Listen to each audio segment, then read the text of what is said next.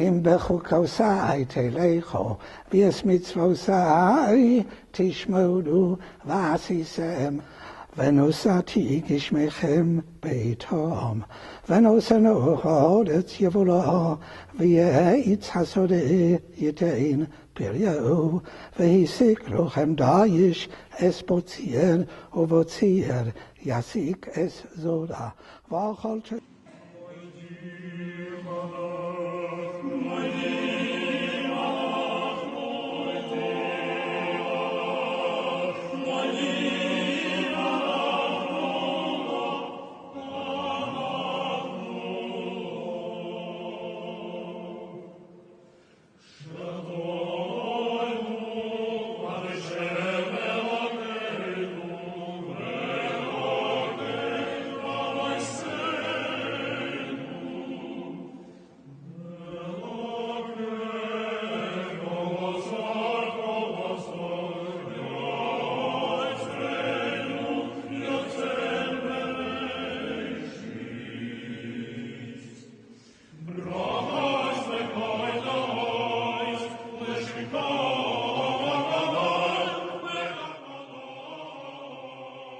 I was born in Germany, in Frankfurt am Main, in 1927, the second child, the second son of Chaim, my father, and formerly Regina, but colloquially known as Resha, Aftergut.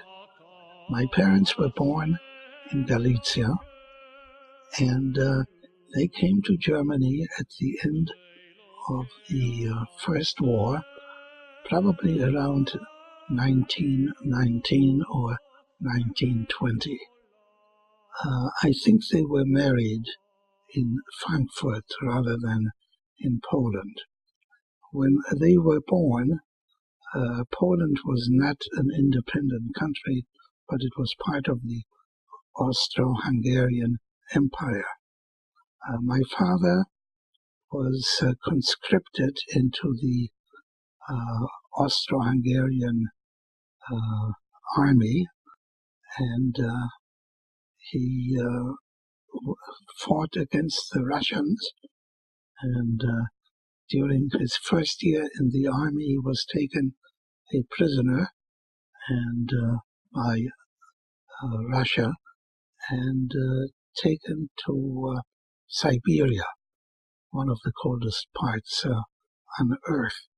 His favorite story was that when he was asked what he could do as a just 19-year-old one, he said he was a cook, knowing that he would end up in a kitchen which is warm.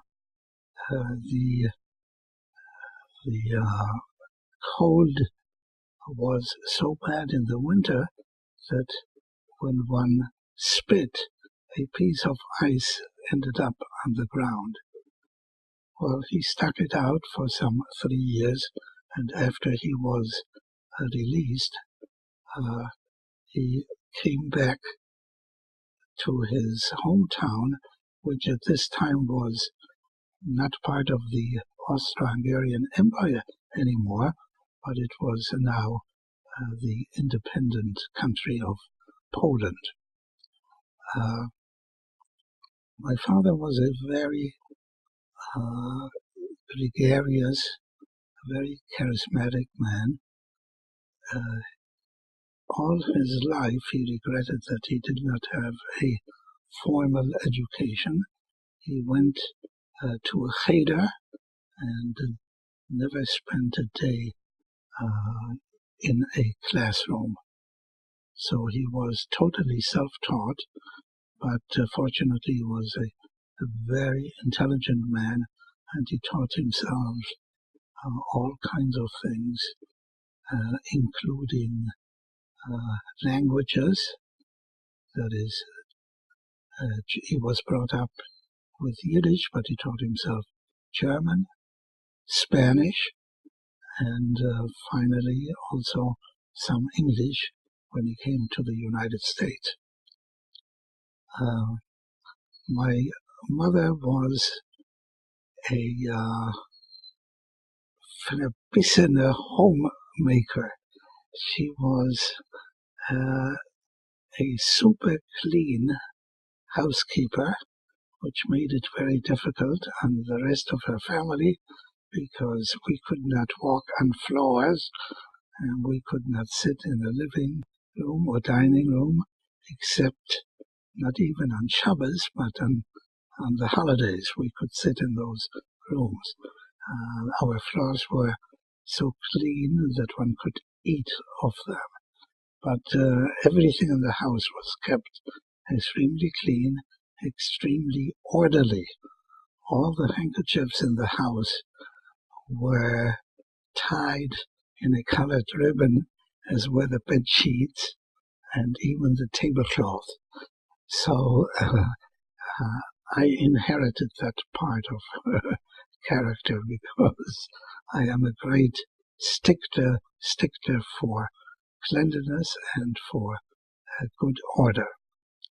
The other very important member of our family was my older brother, Adolf. He was not named after Hitler.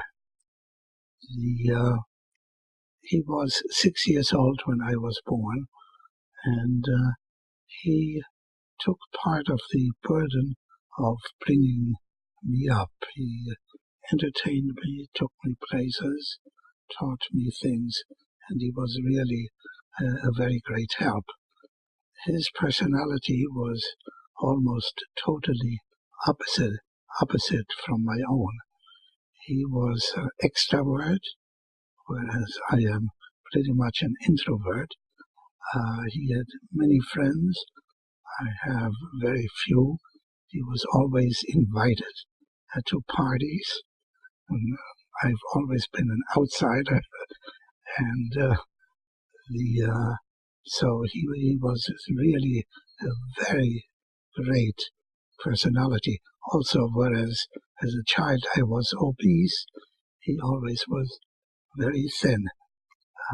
He had an excellent voice, a soprano voice, and he was a member of the choir in our synagogue. I want to talk a little bit about my family in Frankfurt am Main. The reason that my parents went to Frankfurt was that my mother's two older sisters were already living in Frankfurt near the end of the First World War, and her sisters had families, and so they represented a wonderful support for everything.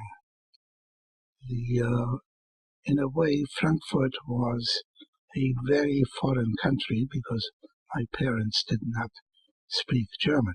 They spoke Yiddish, but even though Yiddish is very similar to German, the German people and even German Jews do not appreciate listening to Yiddish because it is really a bastardization of the German language.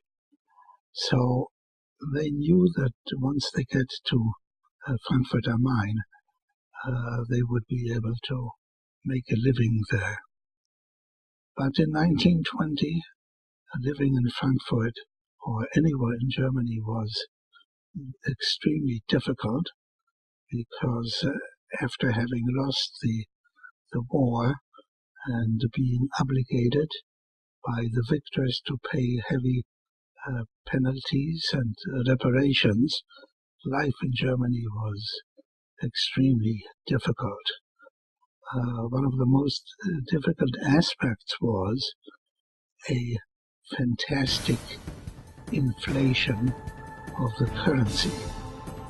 This happened around 1920-21 when an item which cost, say, 1 mark in the morning may have cost 10,000 or even 100,000 marks in the evening. And the next day, the same 1 mark item might cost 1,000,000 marks. So money had to be spent immediately after it was received from anyone. And millionaires just became paupers. And jobs were very difficult to come by, and it was just incredibly difficult to make a living. But nevertheless, my father was able to find his way and make a living as a peddler. He bought a bicycle and he picked up some merchandise that's easy to carry, such as tablecloth, towels, bed sheets, and so on.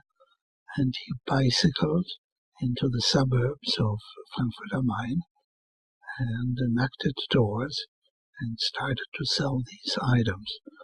Most of the merchandise was sold on credit, so that he went back either once a week or once a month to be paid what people owed, and then once they had paid up or nearly paid up, he persuaded them to buy some more stuff. Now, at the beginning, life was extremely difficult, but by the time I was born, which was some 7 years ago, 7 years after he had started to work there, he had worked himself up to a point where living became somewhat comfortable to a point where they were able to hire a nanny who came every morning to take care of me. They were able to hire a washerwoman who came once a week to do the laundry. My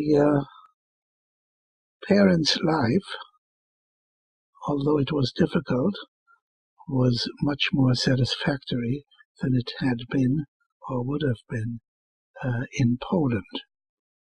And even though there was anti-Semitism and discrimination and so on, life was better than it might have been in Eastern Europe. But then, 1933, with the advent of the Nazi Party, there was a sea change as far as Jews were concerned. Life became extremely difficult.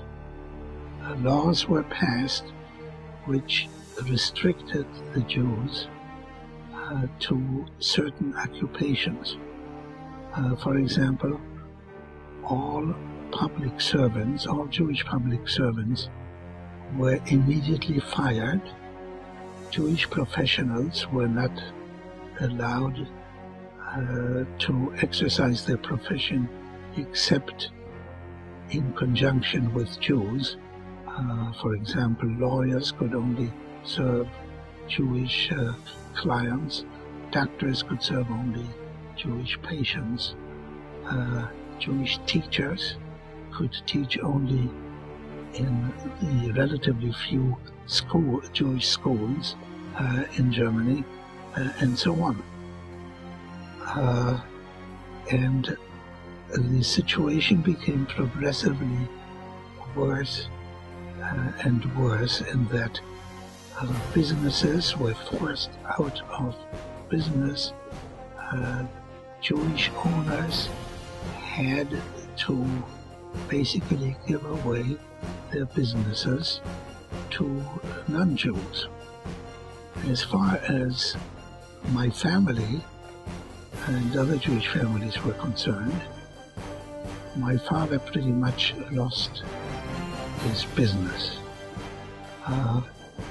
As I mentioned, he had been selling merchandise to individual households in the villages, and a boycott against patronizing Jewish businesses were passed. The German people were told not to buy anything from a Jewish merchant, either in their own home or in a store. And so when my father went into the village to either sell or to be paid for what they owed, he was told, "Oh, you know, Mr. Aftergut, you know what the situation is. We cannot do any business with you. No, you are not like all the other Jews that the Nazis are talking about. We are not Nazis, but we like you. But when the Nazis see us do business with you, they are going to harm us, not only outside people, but our own children will not permit us to do any business with Jews. Also, it's very dangerous for you to come into this village, because somebody will recognize you as a Jew and they will beat you up as they just beat up last week Mr. So-and-so, who left with a broken neck or a broken leg and so on. So we ask you, please, Mr. Aftergut, don't come back. We know that we owe you some money, but we will send it. We have your address. We will send you our regular payments, so you're not going to lose any income from us." Well, as they say in Yiddish, "Nächtiger Tag." Hardly anyone really paid up what they owed, and my father was left without an income starting in 1933. And frankly, I don't know how he made a living over the next 7 years. He did not have any other profession than selling merchandise, and nobody hired Jews to sell. So he kept books for other people. He was very good in mechanical works, so that as Jews left Germany to go to some other countries and took along their belongings, he packed belongings for them. There used to be very large wooden cabinets called lifts in Germany, and he was able to select the right lift and then pack the lift. One could pack dishes, glass, even furniture in lifts, and he was able to do a very good job. So that was one of the jobs which he did. But life under the Nazis was extremely difficult. Now I want to take up another aspect, and that is my schooling in Frankfurt. Frankfurt had good Jewish schools. This was true only of certain cities in Germany, and Frankfurt am Main was one of those that had several Jewish schools. I went to a specific Jewish school. The elementary school comprised just 4 grades rather than 6 grades in the United States, and the school was run by an Orthodox organization, and The school actually had been founded by the famous Orthodox Rabbi Samson Raphael Hirsch, who came to Frankfurt am Main in the mid-1860s. He founded a new congregation, and as well as the school. I attended the school for the same school for 4 years, and we had the same teacher during each year for all subjects. He was truly a factotum, and he taught whatever needed to be taught, that is reading, writing, arithmetic, history, civics, geography, plus all the Jewish and Judaic subjects. He also was a chazan and a Baal Koreh in a small synagogue in Frankfurt am Main. And I think he, just looking at myself and at my classmates, he did a very good job, I think. He may not have thought so. I should mention his name. It was Siegfried Kösterich. Siegfried, like my own name.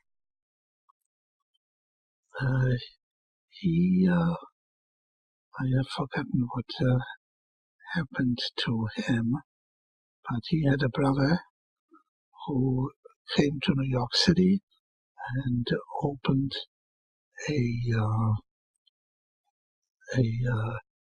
not a butcher store, but a cold cuts store, and we used to order wurst and other cold cuts from New York to be mailed to or to be sent to Schenectady, New York, from my teacher Kösterich's brother. I've forgotten what his first name was.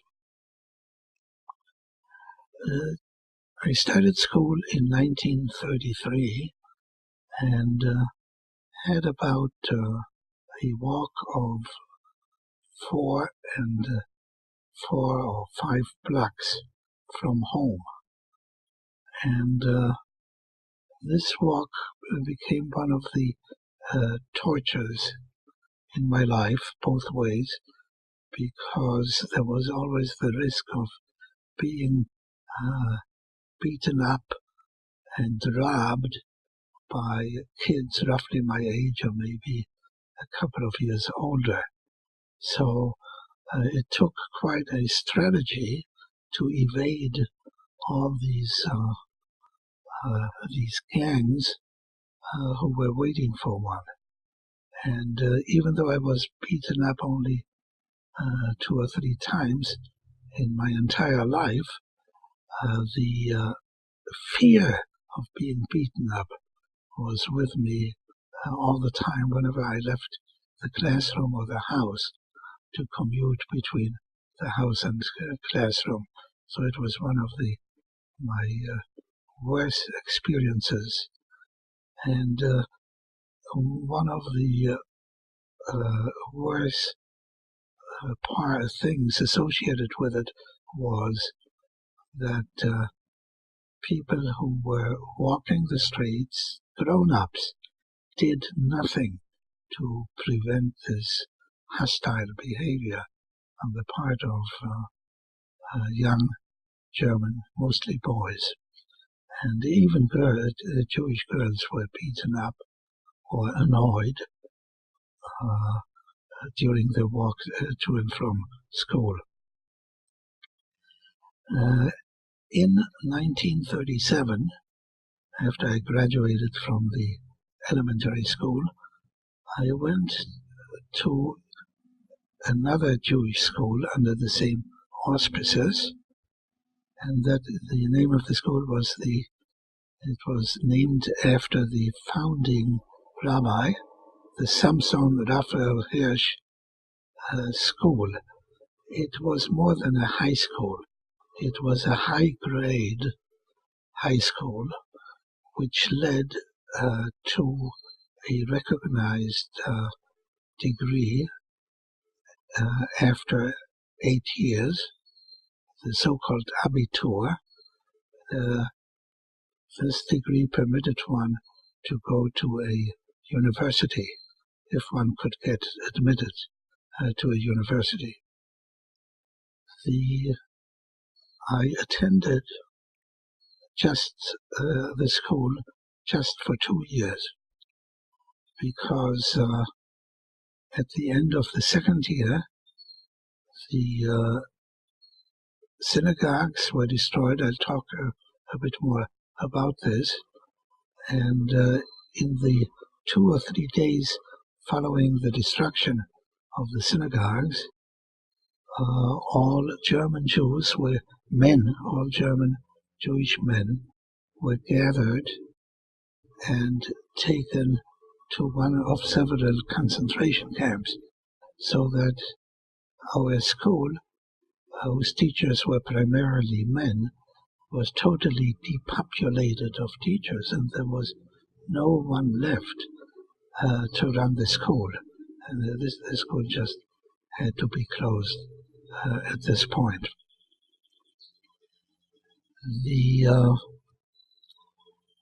As most people know, on the night of the 9th of November, 1938, just about all the synagogues in Germany and in Austria were assaulted and destroyed in some way. Most of the synagogues were burned down.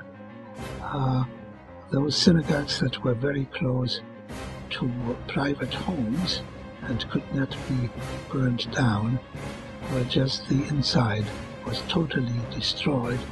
All the sacred objects were destroyed. Torah scrolls, Sidurim, and so on.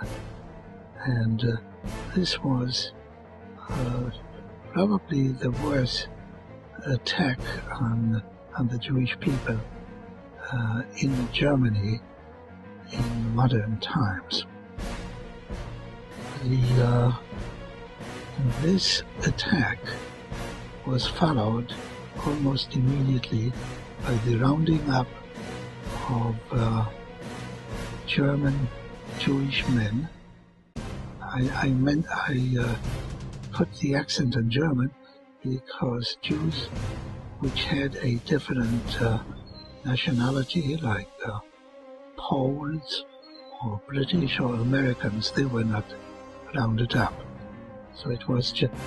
Now, my father, as well as his brothers-in-law in Frankfurt, were not German citizens. They were not citizens of any country.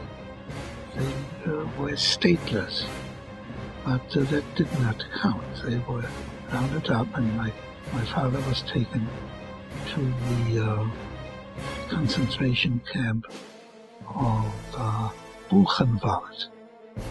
Now, my brother at that time was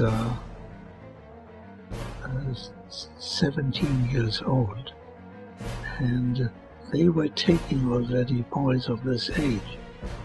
Now, he hid under a couch, and fortunately, the people who came to the house to pick up men did not look, and apparently did not have his name on the list. And that was a very risky thing to do, because if he had been discovered, God knows what might have happened to him.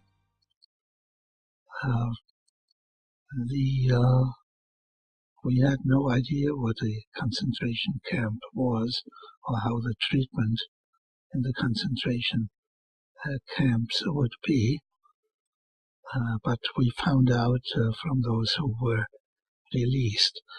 The general rule was that if one was able to come up with a visa for admission to some country, then there was a possibility of being released from the concentration camp. But many unexpected things did happen. Some people were released for no reason at all, and some people who had visas were not released either, even though they might have been sick or infirm or very old. So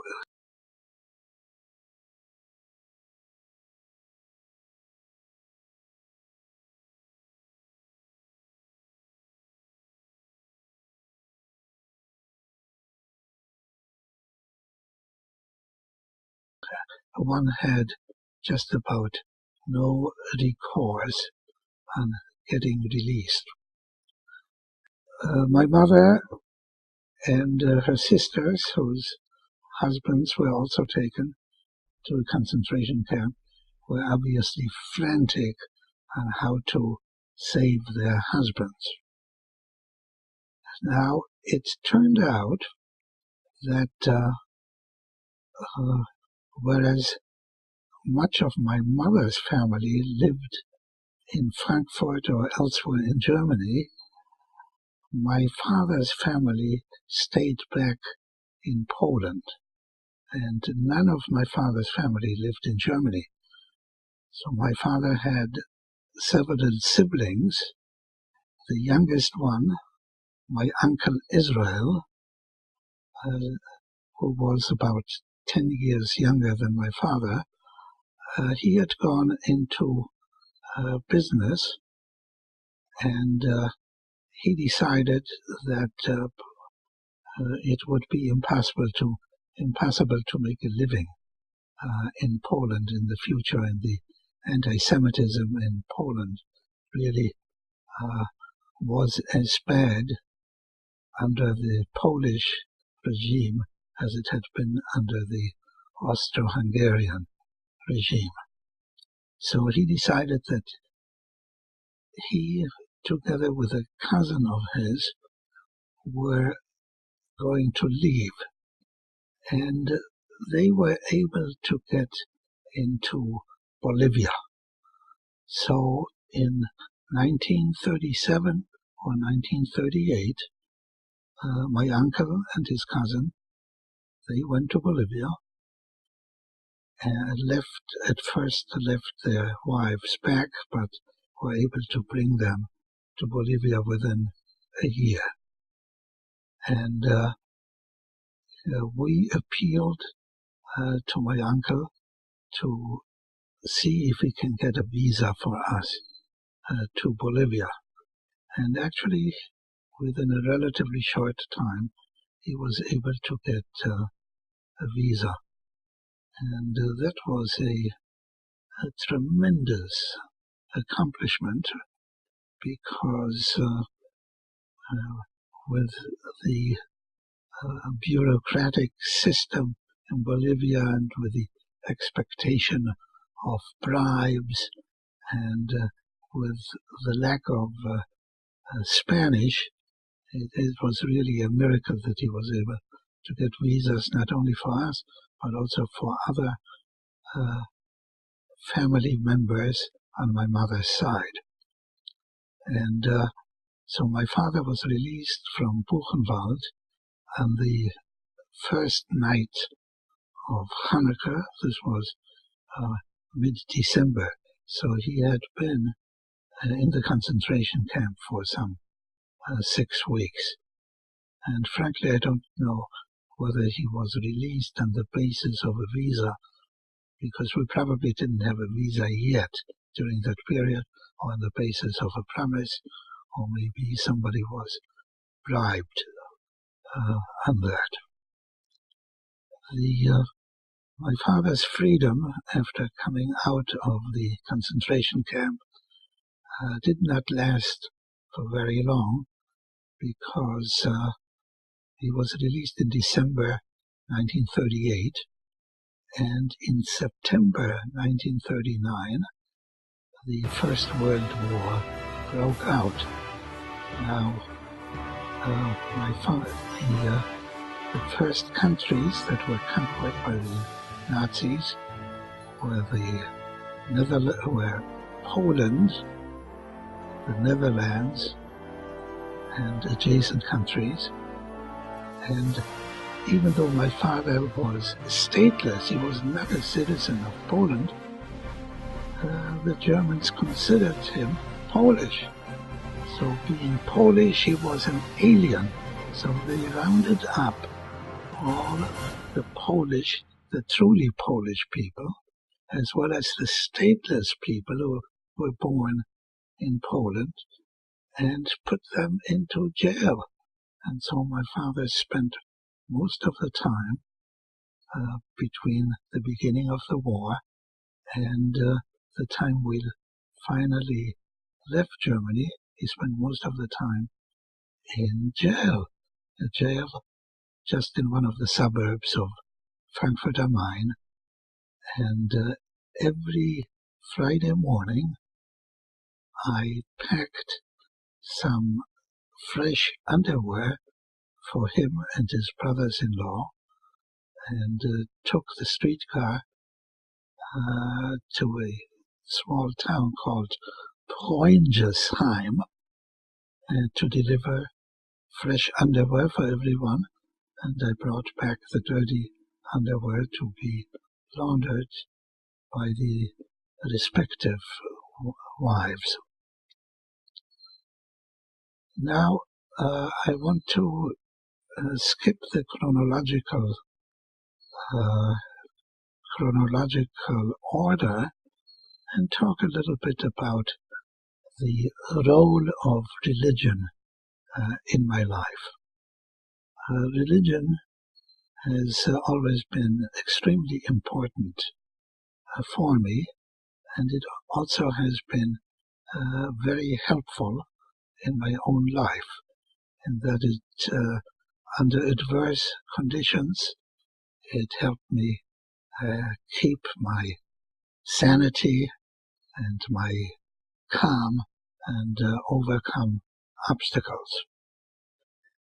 My entire family in Frankfurt was strictly Orthodox. Everybody was. And it wasn't only my family, but it was also my friends, the people I played with, my acquaintances. They were all Orthodox. People with my background, they were pretty much kept with other people who were of the same background.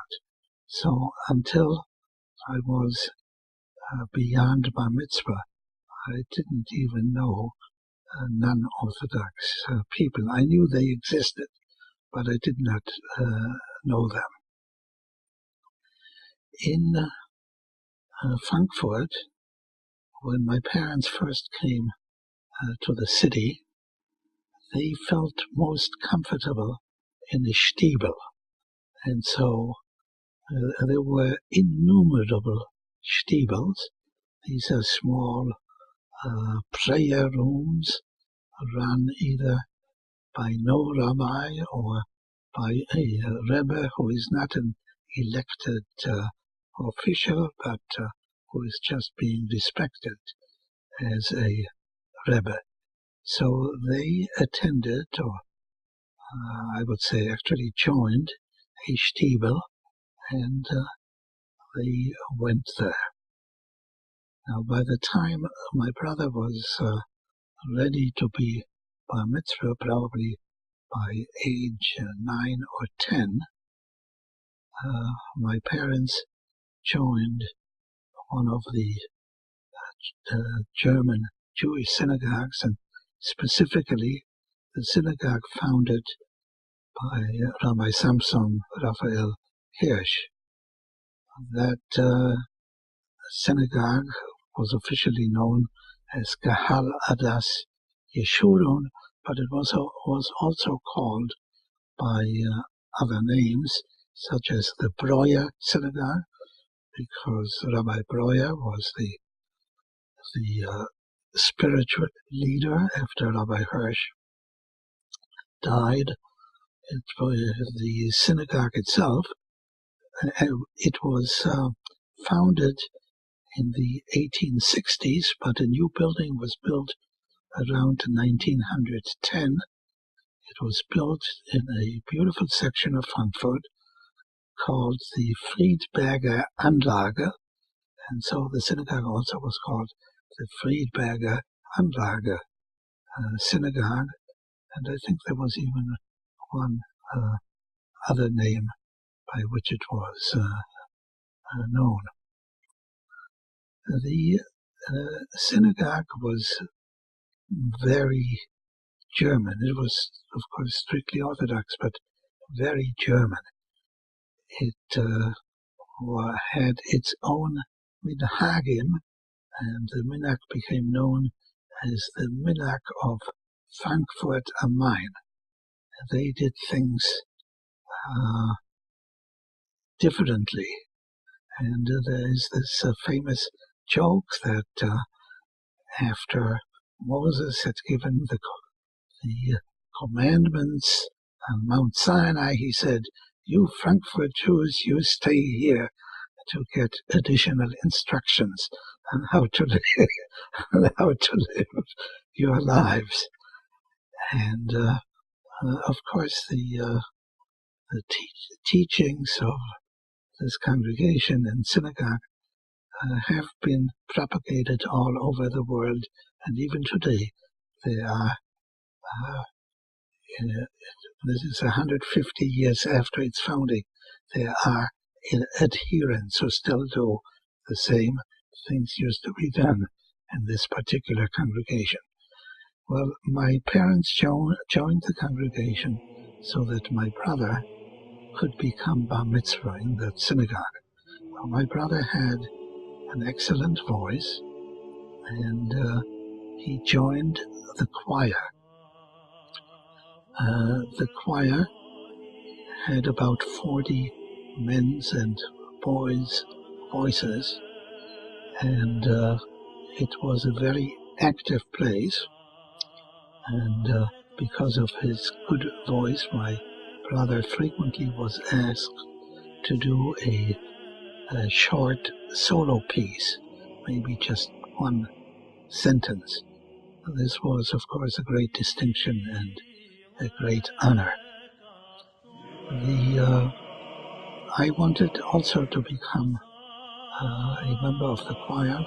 I didn't really have the voice to qualify, but I badgered a number of people, and finally I was admitted in the alto section.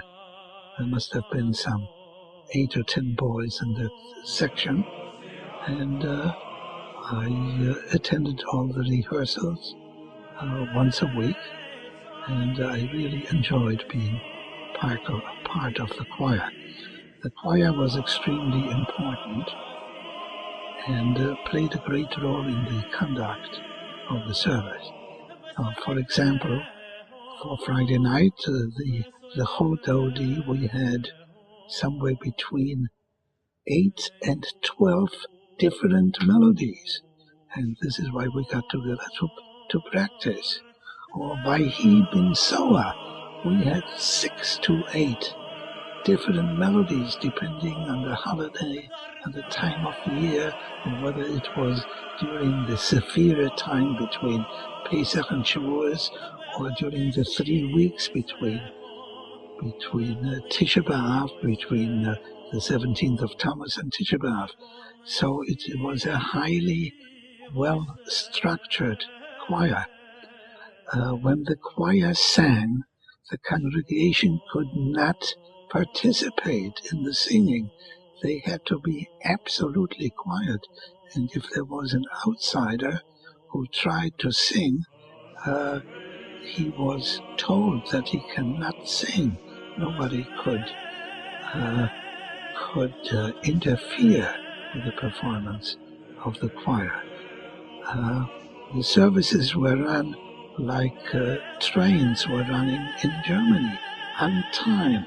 Services started on time and ended on time, and certain portions just had to start at a certain time.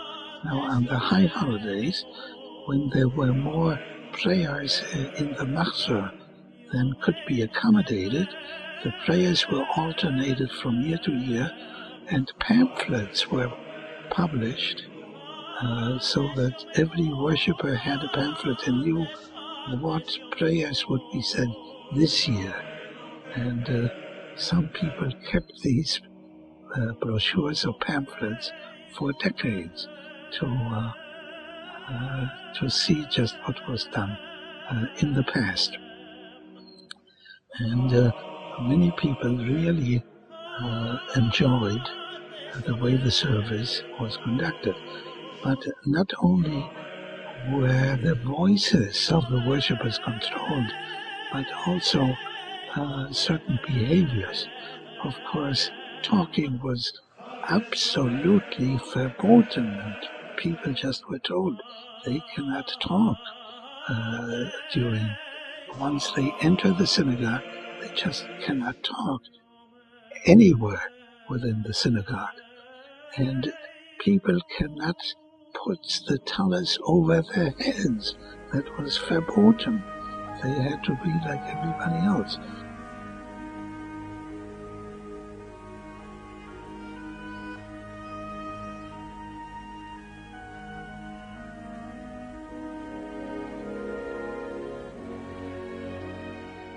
For those who either do not know me at all or know very little about me, I would like to introduce my immediate family. My family has been very important to me and is probably the biggest asset, or represent the biggest assets which I have. First, I want to talk a little bit about my wife, Liesel. She is the daughter of Rabbi Felix Aber and Hannah Rosenach. We were married in 1951 when we were around 24 years of age. We are within, our ages within 3 months of each other. And we met in the late 1940s at Syracuse University, where we were students. You might be interested why I did choose her for being my wife, and probably the strongest reason is that she comes from a good family, and that was very important to my parents, although I did not discuss it with my parents. Her father was a rabbi, first in Bremen and then in the United States, and so this is a very prestigious occupation. But he was not just a rabbi, he also had a PhD from a German university. I think it was the university in Breslau. And her mother came from a very prominent German Jewish family, the Karlebach family. Her grandfather was the scion of an important German Jewish rabbinical family. His name was Shlomo Karlebach, and he was the grandfather of the singer Rabbi Shlomo Karlebach. And that family gave rise to dozens of prominent people in all phases of humankind, as in the dominical profession, in medicine, in science, in politics, journalism, and so on. And so there is a real yichus on that part.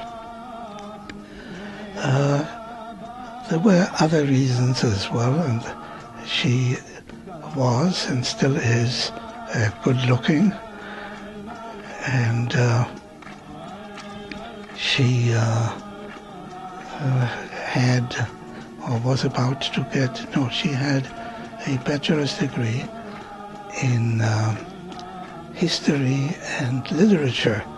Now this may not sound like either a very useful background or a very important background, but considering that one has to live with someone for many decades, it's probably more useful to have a background in these two particular fields.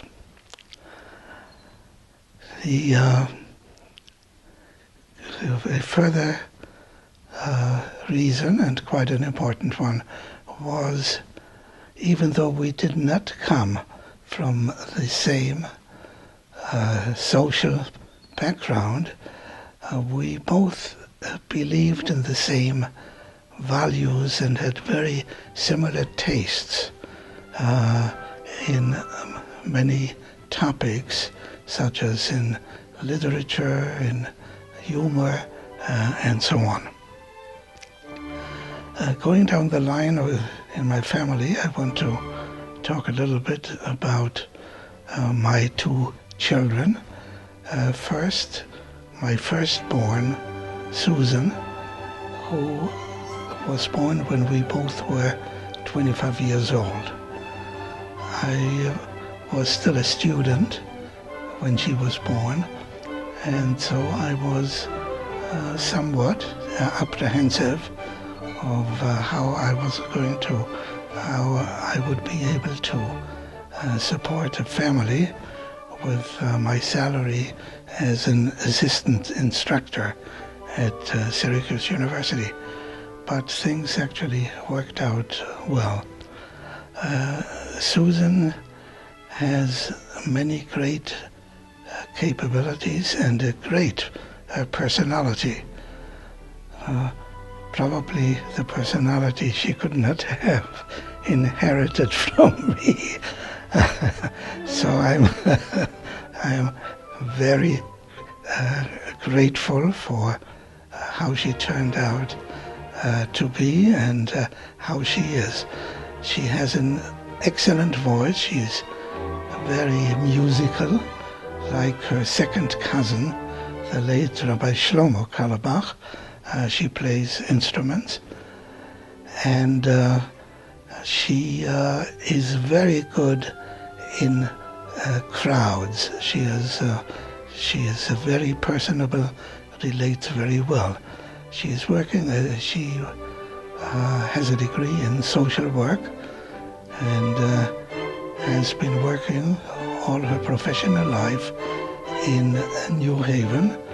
First as a social worker at the Jewish Old Age Home, and then at the Veterans Administration, and for the past 15 years or so for a local health organization, the Hill Health Center.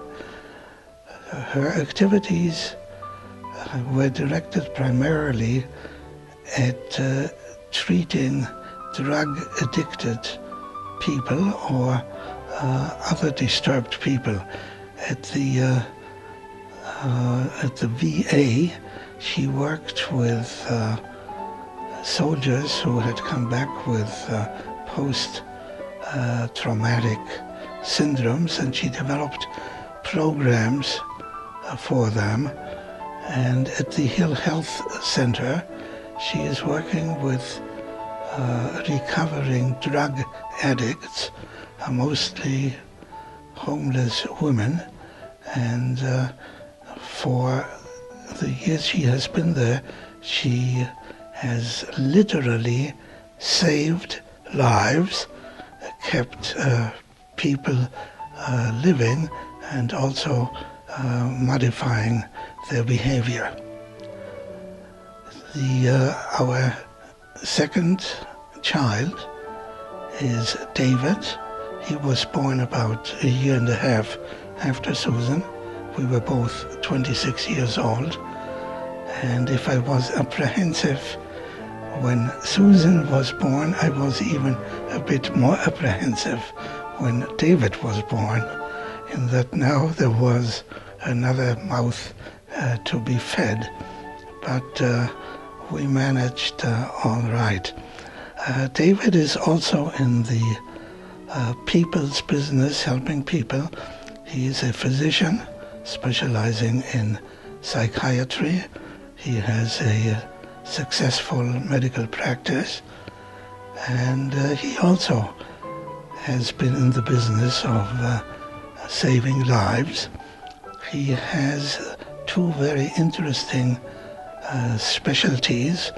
One is hypnotism, which he uses to modify a patient's behavior, and he also has been teaching medical hypnotism to doctors.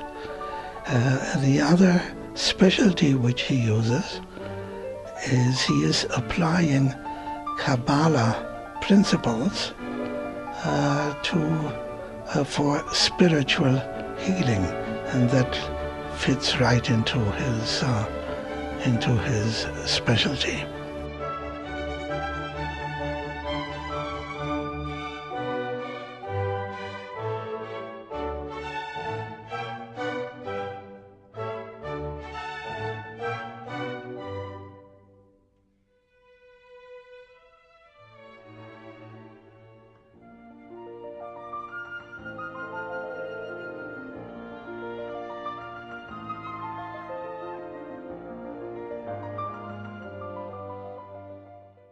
I want to talk a little bit about my bar mitzvah. My bar mitzvah was supposed to be in January 1940. But at that time, the circumstances were not right for a bar mitzvah. First, there were no men around because most of the men were in concentration camps. Second, the synagogues had been destroyed, and only a few rooms here and there were available to be used as a synagogue. And so I counted on having the equivalent of a bar mitzvah on a Monday morning.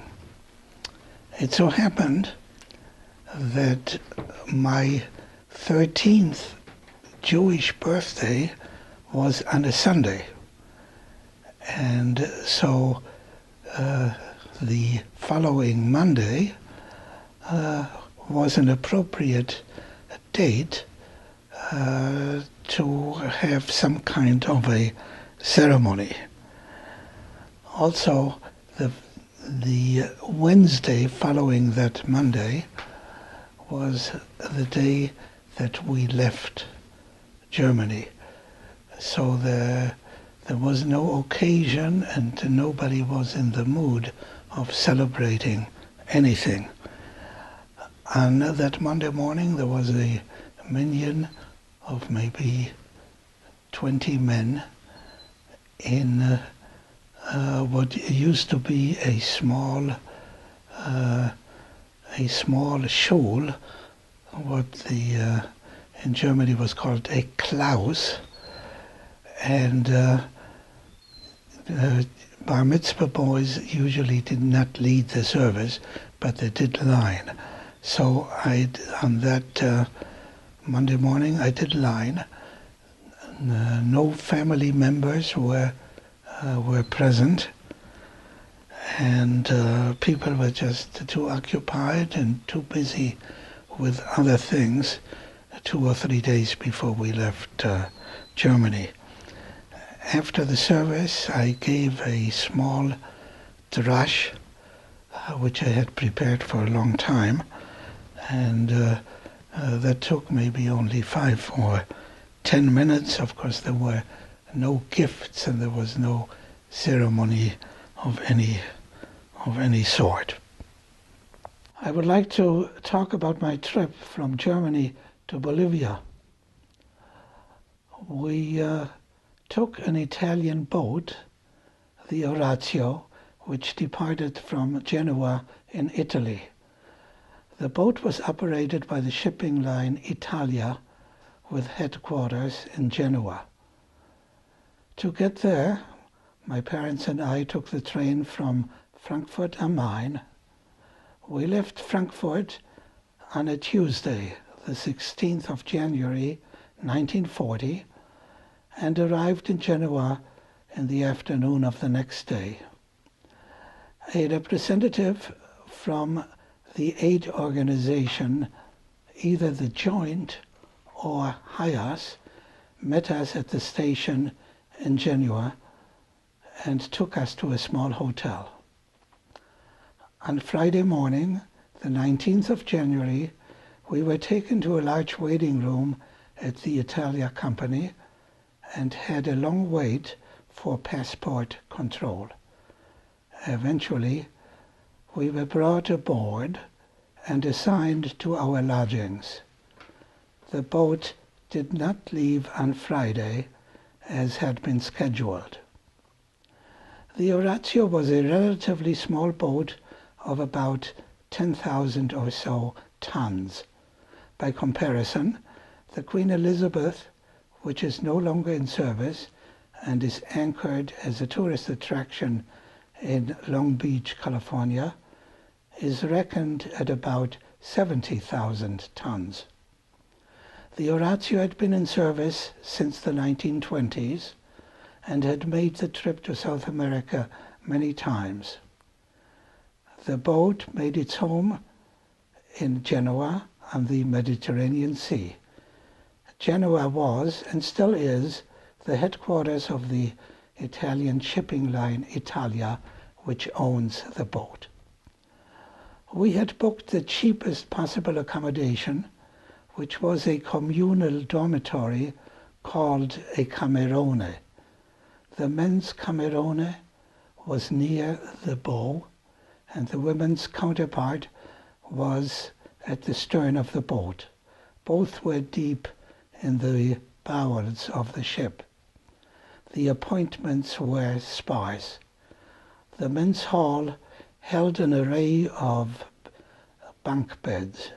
The floor was hard, not carpeted, and was made either of wood or brick and possibly covered by linoleum, although I don't think so. The dorm had a peculiar odor. I understand that the women's camerone was similar to the men's. The night passed without any noteworthy happenings. On the next day, Saturday, the ship departed at 7 in the morning.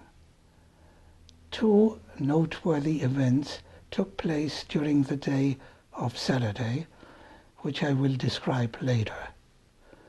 My father and I must have retired to bed in mid-evening. The boat rocked a great deal, but not having had any prior experience on a boat, I did not know whether this was unusual or not. At any rate, I was very seasick in the dormitory and had to run repeatedly to the large, tiled men's room to vomit. This room reeked disgustingly, as the floor was spattered with vomit. Evidently, other men were also seasick. Eventually, I fell asleep. I woke up sometime later and thought it was well past midnight. Something was apparently going on, because men were scurrying about. The Camerone was only dimly lit.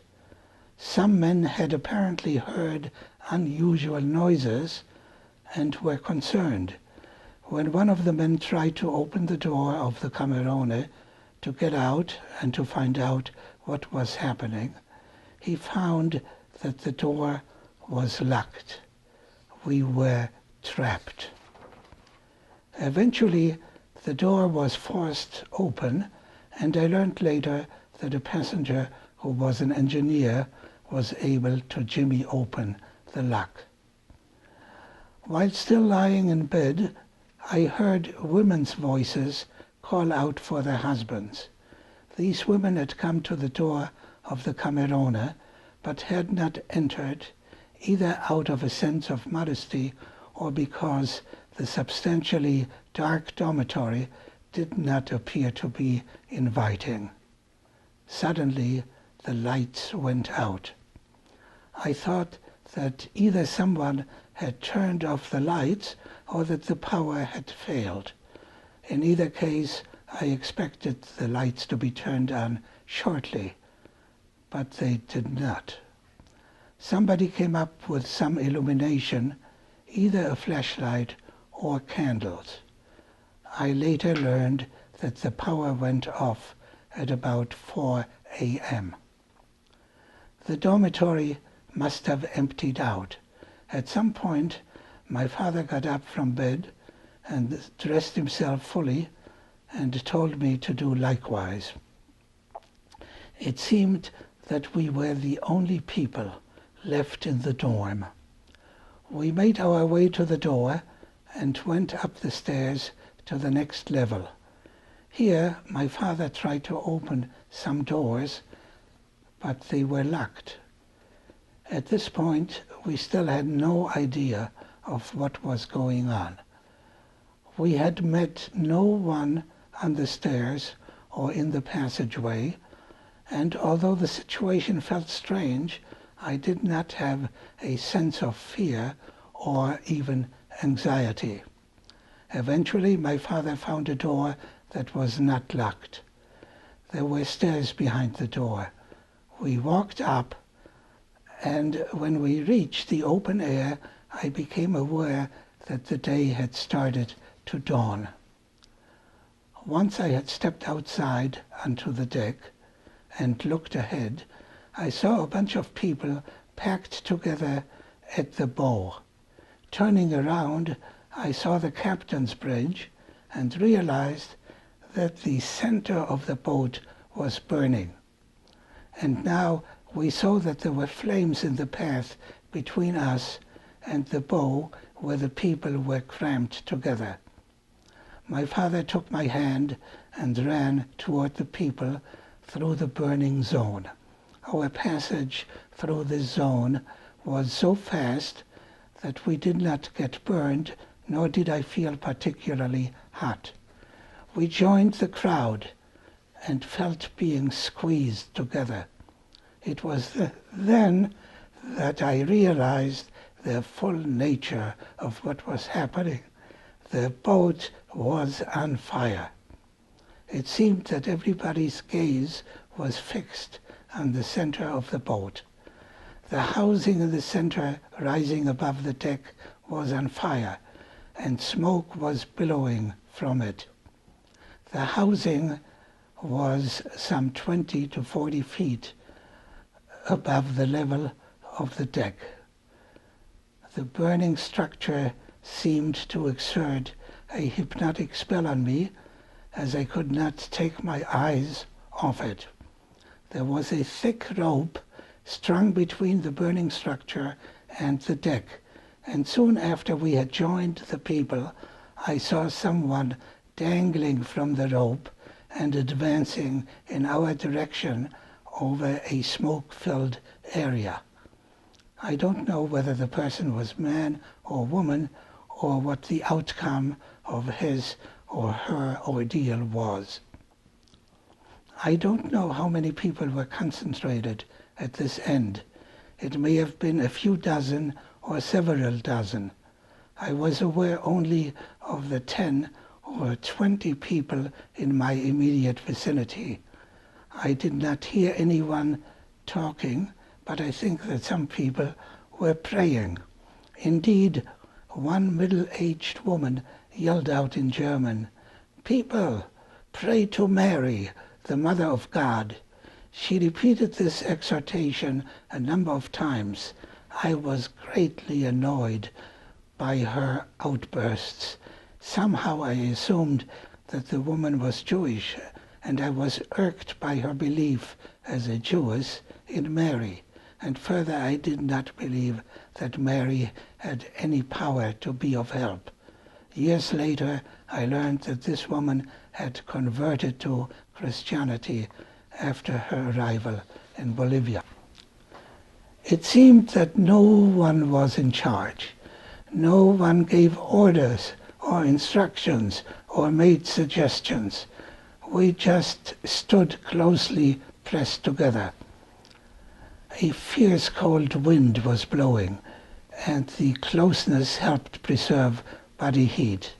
The sea was stormy, and the boat rocked slowly but powerfully up and down, squeezing the people against each other in the way of a slowly swinging pendulum. I did not have a watch and had no sense of time. Hours passed.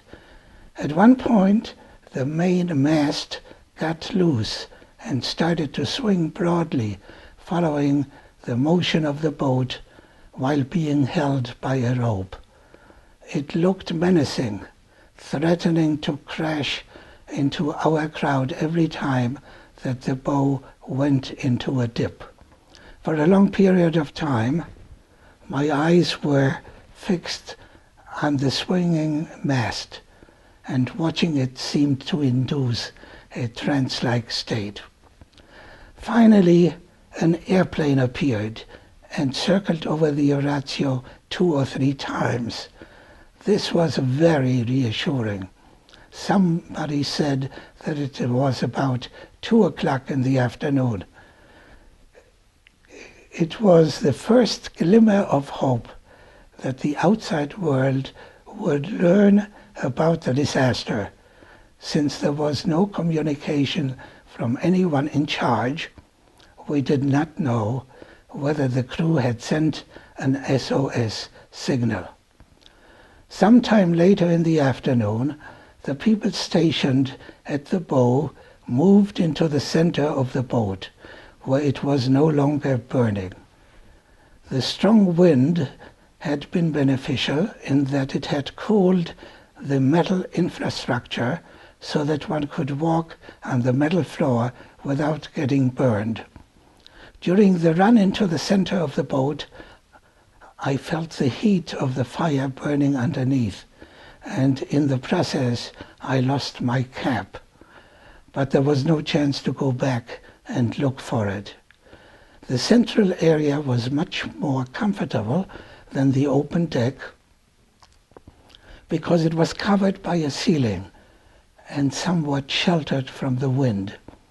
And now my father set out to look for my mother. My mother had been in the women's dorm, which was at the stern of the boat. My father found my mother near the women's dorm and brought her to the center so that we were now reunited. Up to that point, we did not know anything about each other's existence. A while after our reunion, our spirits were further bolstered by the appearance once again of an airplane circling over the boat. The main mast, which had looked so menacing during its swimming excursions, was now on fire. As twilight set in, somebody called attention to the fact that a ship had arrived to rescue us. In fact, eventually 3 ships came to the rescue. And now it appeared that somebody was in charge and was organizing a rescue operation. It had turned dark, but there was some illumination, probably from flashlights. I heard men's voices call out the word bambini for a long time. I did not know what it meant. I learned later that they were calling for children, bambini, to come forward to be rescued first. Since the sea was stormy and our boat was on fire, the ships could not come close. So they sent out small rowboats manned by sailors to transport the rescued people. Able-bodied men, such as my father, climbed down on a rope ladder to a waiting rowboat. Women and children were slowly lowered toward the water by a rope tied around the belly. As I passed the lower part of the boat, I looked through a porthole and saw the red glow of the fiercely burning interior. And even before I had come to a porthole, I felt the heat radiating from the walls of the boat. As I approached the rowboat, men's arms stretched out toward me and grabbed me, placing me into the boat. Moments later, my mother was lowered into the boat and joined me. Maybe there were another 2 or so passengers in the same boat. Some 8 or 10 sailors manned the boat and rowed under the direction of a sailor who yelled instructions. The rough sea jostled the boat mightily, and the sailors exerted a big and heroic effort. It may have taken as much as 20 to 30 minutes to reach the mother ship. Under more normal circumstances, I would have been scared to death to be in this rowboat, but here I had no sensations. Upon arrival at the rescue ship, we were grabbed by people who helped us climb up a rope ladder to a door. We were then led by hand to an infirmary station where an ointment was brushed into our eyes.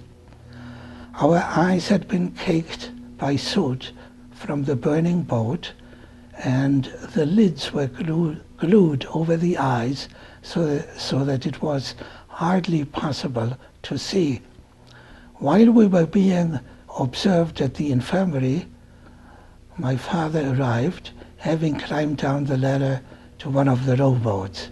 It was by mere chance that he was brought to this and not to one of the other 2 ships. After the eye treatment, my mother retired to a cabin, but my father and I ended up at a table in a dining room. My father took out his gold pocket watch from the vest he was wearing, opened the top cover, showed me the face, and said it was exactly 1 o'clock in the morning. It was about 18 hours since we had first seen the fire. During this time I had absolutely no hunger and had not thought of food. I also had no need or desire to use a toilet. We sat at a large round table and were the only people at this table. The table was lavishly set, and I ate one or more freshly baked Italian rolls. We were then brought to a regular cabin, not a dormitory. When I woke up, it was close to evening on the next day, having slept more than 12 hours without interruption. My eyesight had not returned to normal, and I received additional ointment treatment.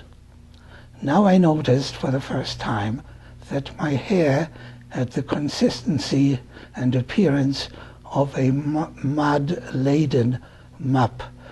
I think that on the next morning, that is Tuesday morning, the ship was still within viewing distance from the Orazio.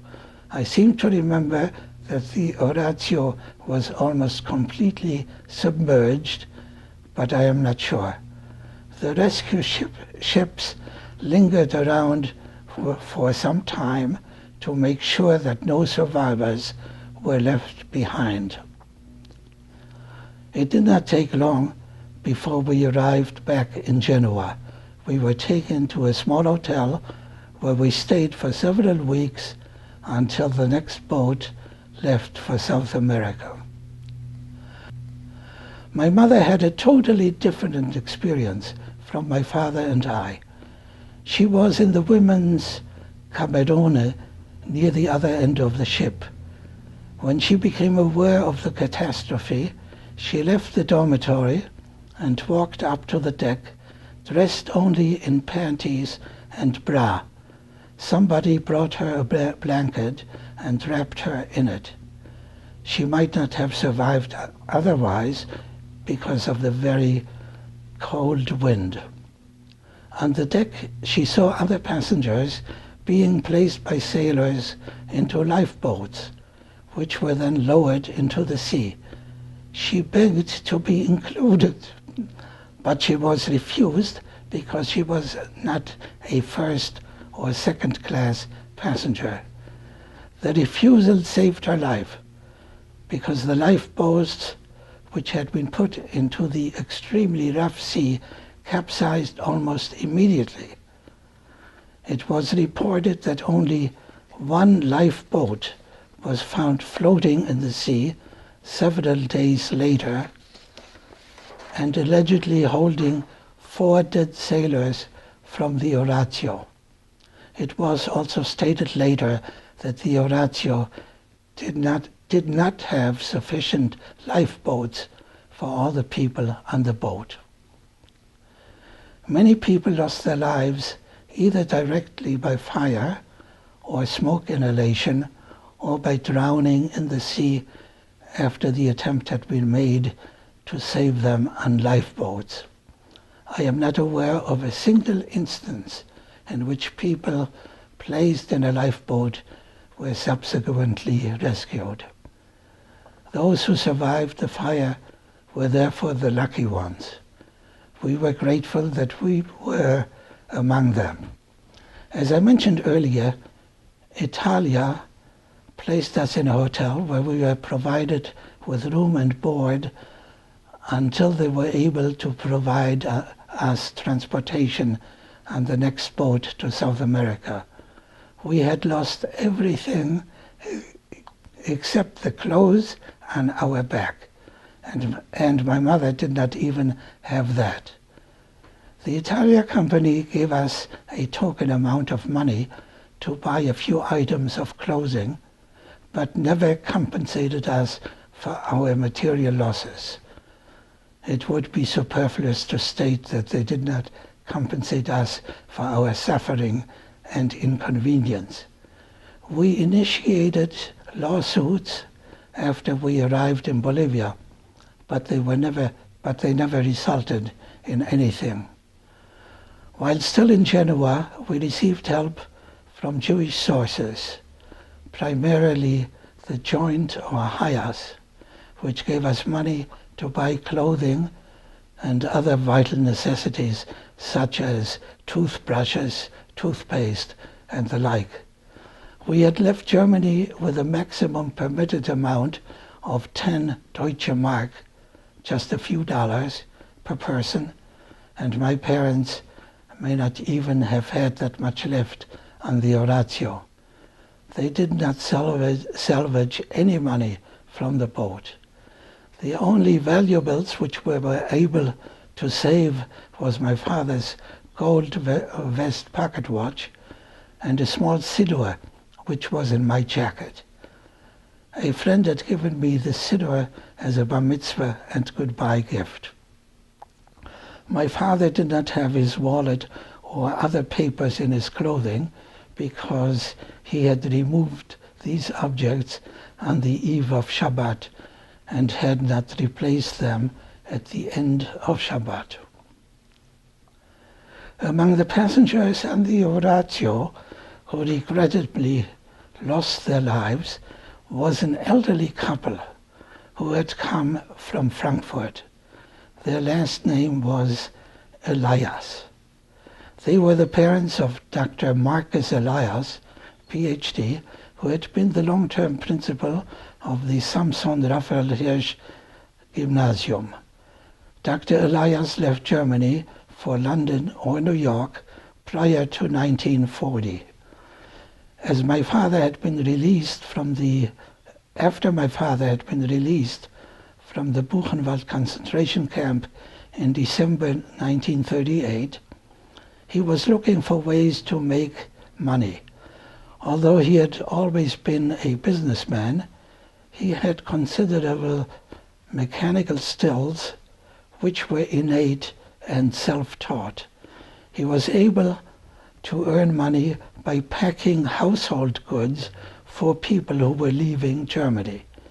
Those who had the means to take along their furniture and dishes found it expedient to have their belongings packed in very large wooden crates called lifts in German. The proper packing of breakable items and making them fit as tightly as possible required unusual ability, and my father became known in a small circle of acquaintances as being adept in this undertaking. Mr. Elias hired my father sometime in 1939 to do this job for him. On one or two occasions, I had to deliver a message to my father while he was working at the Eliases, and had the opportunity of seeing Mr. Elias. I remember him as a benevolent-looking, white-haired gentleman, not too tall, smoking a big cigar. He may have been in his 80s. Mrs. Elias appeared to be equally elderly and slow-moving. I do not know whether the lift packed by my father actually made it to the Orazio. The Eliases traveled first or second class on the Orazio and had no chance of surviving. Earlier, I alluded to two other significant events on Saturday. One of the important personal events was my bar mitzvah. My 13th birthday, according to the Hebrew calendar, on the 4th of Shvat, was on the preceding Sunday. I had known for a long time that it would not be possible to have a regular bar mitzvah. A regular bar mitzvah in our circles in Frankfurt meant that a boy would have a regular Torah reading instruction by the Baal Koreh of the synagogue or a teacher of religion. Arrangements would have to be made more than a year in advance to have the boy, and at least his father, called up for an aliyah, and to have the boy read a portion of the weekly Torah reading. In the Breuer synagogue, there usually were 2 bar mitzvahs every week. Furthermore, arrangements had to be made for a party for family members in one's own home on Saturday afternoon, at which cake and other refreshments would be served. Naturally, printed invitation would be sent out, some new clothing would be bought, and a formal photo of the bar mitzvah boy would be taken. After the destruction of our synagogue on the 9th of November 1938, a little over a year before my bar mitzvah, a formal bar mitzvah was unthinkable. My father had been in the Buchenwald concentration camp in November and December 1938, and after his release was barely able to make a living. At the outbreak of the war in September 1939, he was imprisoned in the Frankfurt prison together with other men who had originally come from Poland to Germany. Since I was not going to have a formal Torah reading instruction, my brother Adolf, whose bar mitzvah was in 1934, taught me the notes. My erstwhile Talmud teacher, Mr. Lieferhand, outlined for me a scholarly discourse which was normally presented at the afternoon party at home in the presence of family, invited guests, and generally the rabbi. Thus, no preparation was made for a bar mitzvah. On the Monday before our departure from Frankfurt, I went by myself to a small shul, a large room in a private home, where some 20 men had assembled. It was not the custom of a bar mitzvah boy to lead the service. I did the short Torah reading and was called up for an aliyah. At the end of the davening, I delivered my drasha to 10 to 15 minutes duration. No one from my family was present.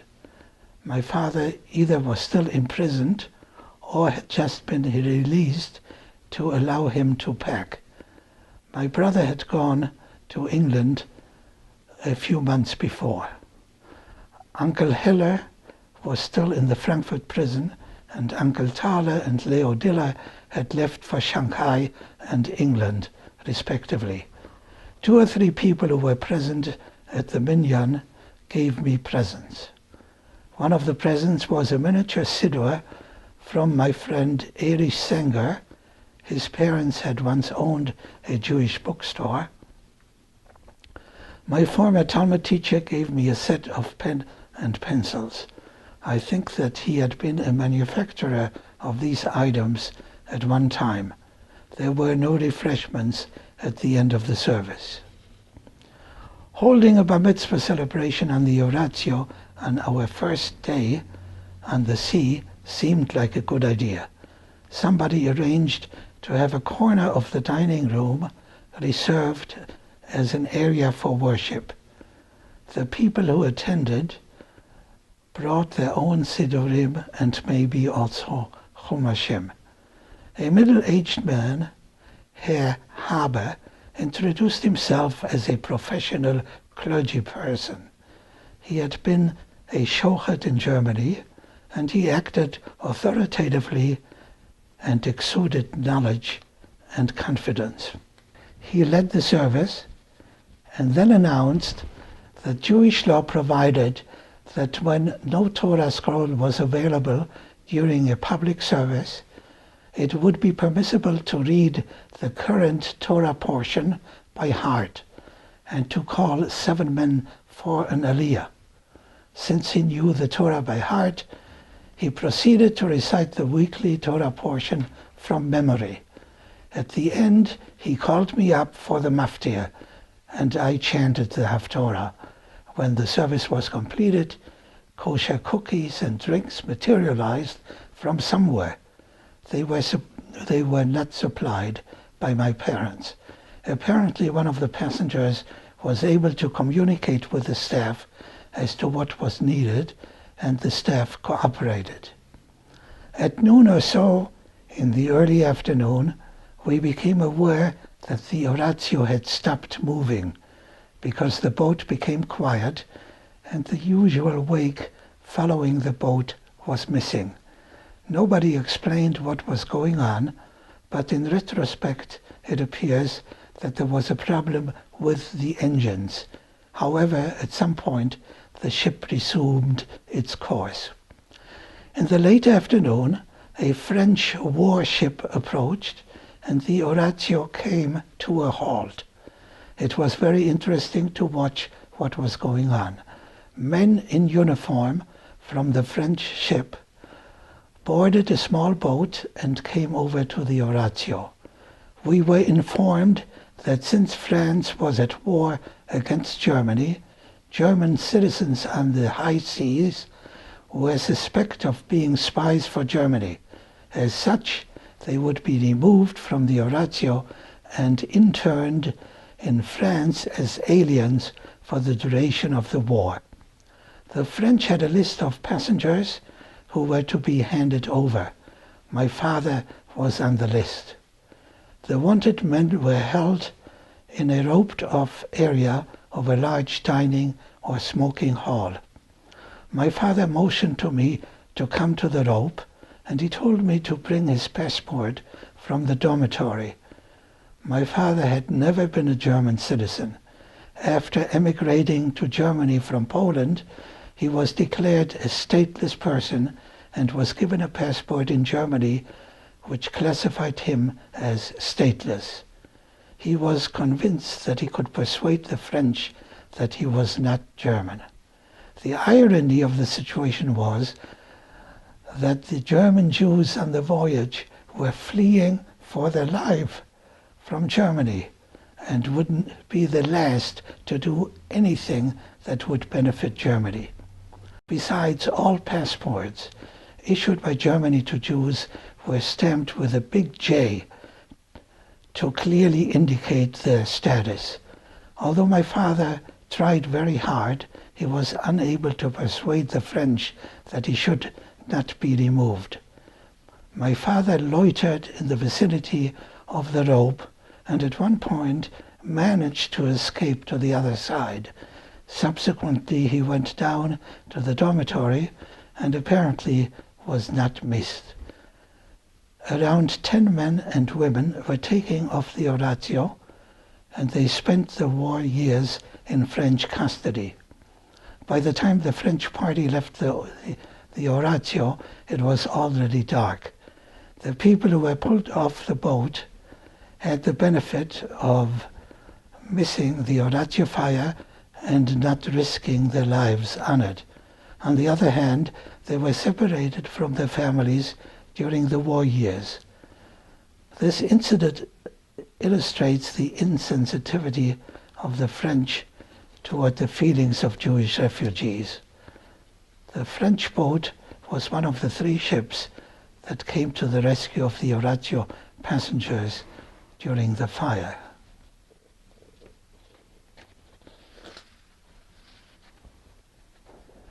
On the first Friday night of our stay in Genoa, we went to a large synagogue. The interior of the synagogue was magnificent, but the ambience was somewhat strange. First, the people did not look Jewish. They were festively dressed as one would expect for Shabbat, but their dressing style was different from the German Jewish garb. Next, they spoke Italian, and basically only Italian, and not German or Yiddish. Finally, they davened according to the Roman and not Ashkenazi liturgy, and additionally employed the Sephardi pronunciation. In Frankfurt, I had been exposed to 2 kinds of pronunciation: Western pronunciation, as used in my school and in the Breuer synagogue, and Polish pronunciation, as used by my parents at home and in the Stiebel, which they often attended. Since I had studied Hebrew in school, I was of course familiar with the Sephardi pronunciation, but it was nevertheless a strange experience. The service was attended by a large group of Oratio survivors, whom I recognized by the way they were dressed and from their demeanor as strangers. During the service, the rabbi gave a sermon in Italian, and from his frequent mention of Orazio, I knew that the sermon was about us. At the beginning of the Aleinu prayer, the rabbi indicated that all male Oratio survivors should step up on the bima before the open ark. At the end of the Aleinu prayer, the rabbi led the assembled group in the collective recitation of the Gomel prayer. This was an unusual instance, since the prayer is universally recited by a single individual called to the Torah at the conclusion of the portion read to the individual.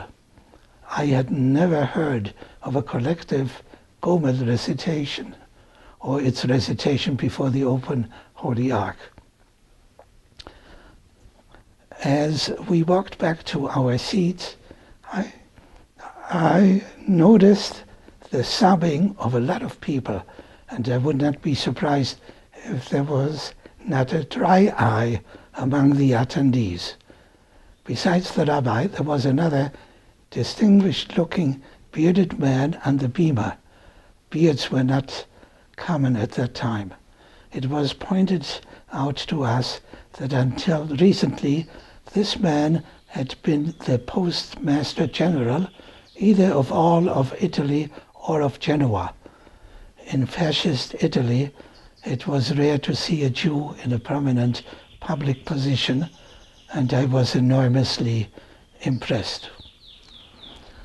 We left Genoa for the second time on February 20, 1940. The new boat was large and more luxurious than the Orazio, and the crew was friendlier. It could be that the tours on this boat catered more to vacationing travelers rather than to primarily commuting travelers. There was a swimming pool, music was liberally played, movies were shown nightly, and there was an occasional concert. The boat docked in a number of ports for a few hours, up to half a day, and it was possible to make short excursions on land. We stopped in Barcelona, passed the legendary Rock of Gibraltar, and anchored again in Las Palmas. The first major disembarkation point was La Guaira in Venezuela. 2 days later, we arrived at Cristobal Colón at the entrance of the Panama Canal. We went into the city for sightseeing and were exposed for the first time to a subtropical region. When the voyage resumed, it took almost a whole day to navigate through the canal. After further stops in Salinas and Callao, we finally arrived in Arica, Chile, on the 14th of March. Arica was a very small city and did not have a modern port for passenger ships.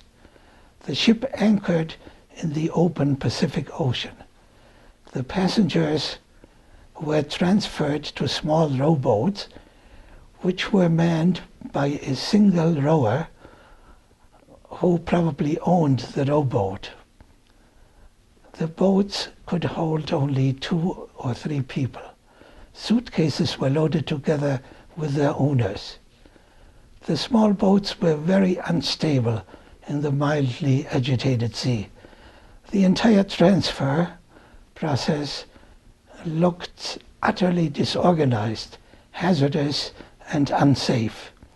As we were waiting for our turn, we were unnerved by how anyone was fumbling and proceeding in an unsteady manner.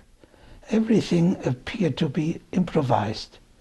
The sight of the passengers, most of whom were not particularly athletic, the sailors who aided them in the transfer to the boat, the boatman, and the transfer process itself seemed risky and outright dangerous, even to me as an Orazio survivor. I saw somebody's suitcase fall into the water, but it was fortunately promptly retrieved. The boat ride to land was bumpy and scary and took a long time.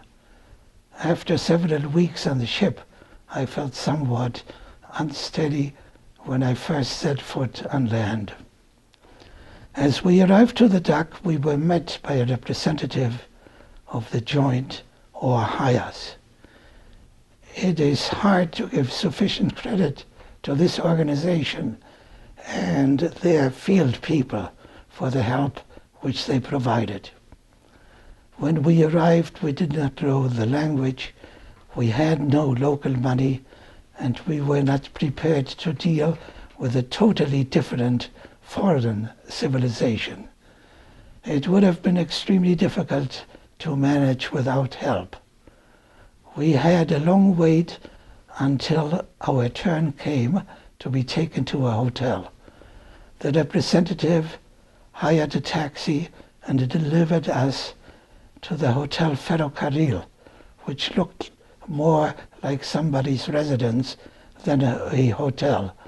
He checked us in and assured us that arrangements would be made for our travel to La Paz. We received a room on the second floor. We were concerned that there was no ceiling over the room, but we were told that this subtropical desert region was extremely dry and that it had not rained during the past 28 years. The air was very mild, as it was the end of the summer season in the southern hemisphere.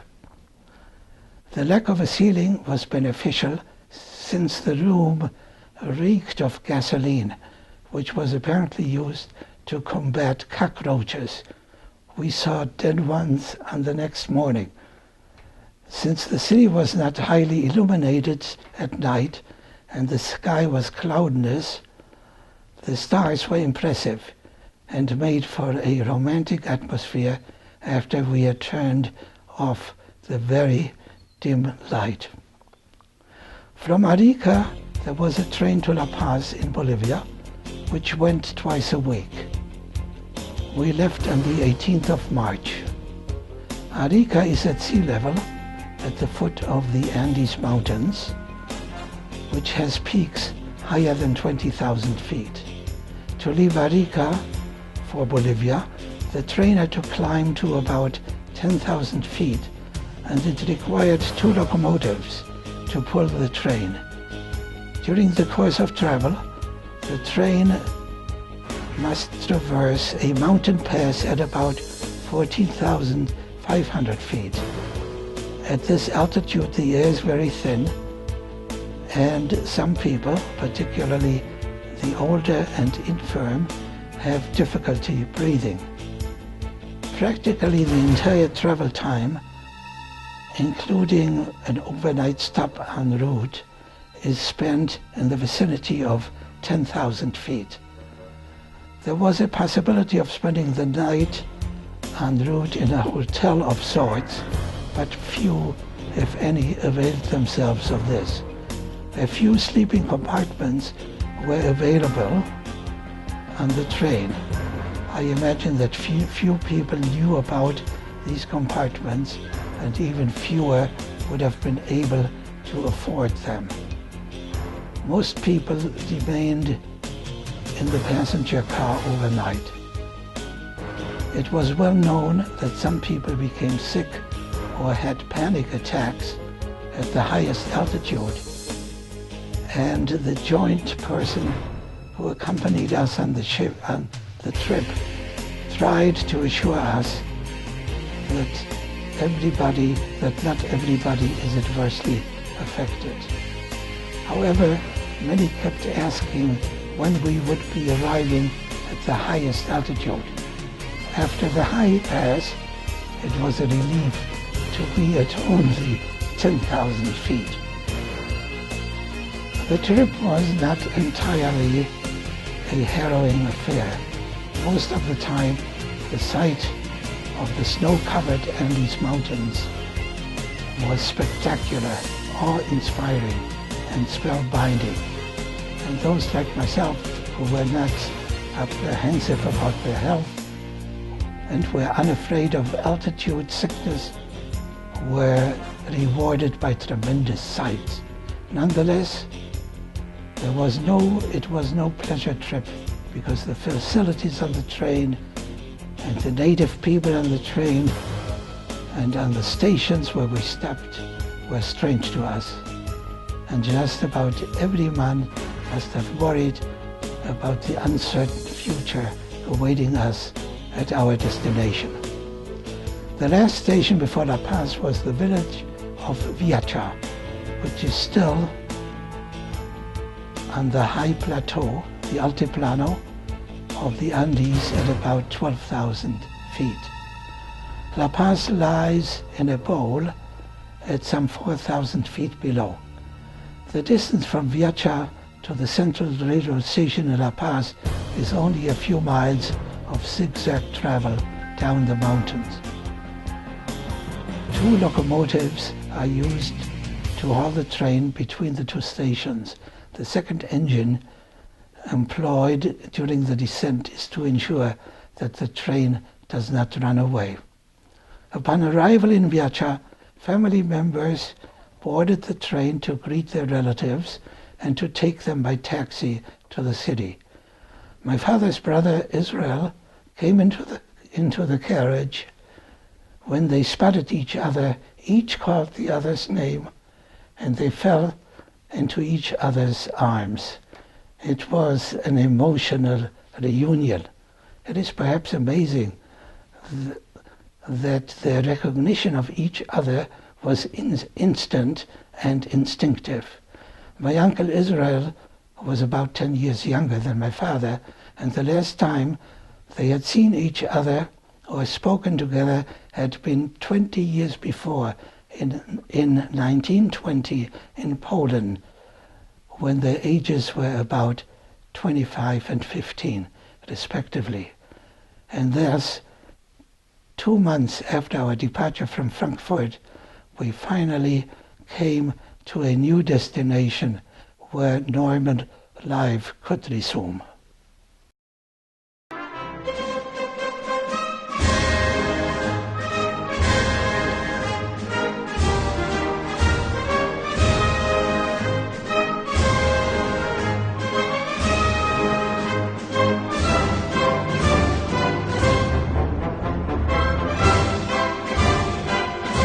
I would like to talk a little bit more about my life and my family's life in La Paz, Bolivia. I mentioned that we were able to get to Bolivia with the help of my father's brother Israel, and not only did he send us and other family members visas to Bolivia, but he also helped us once we got to Bolivia.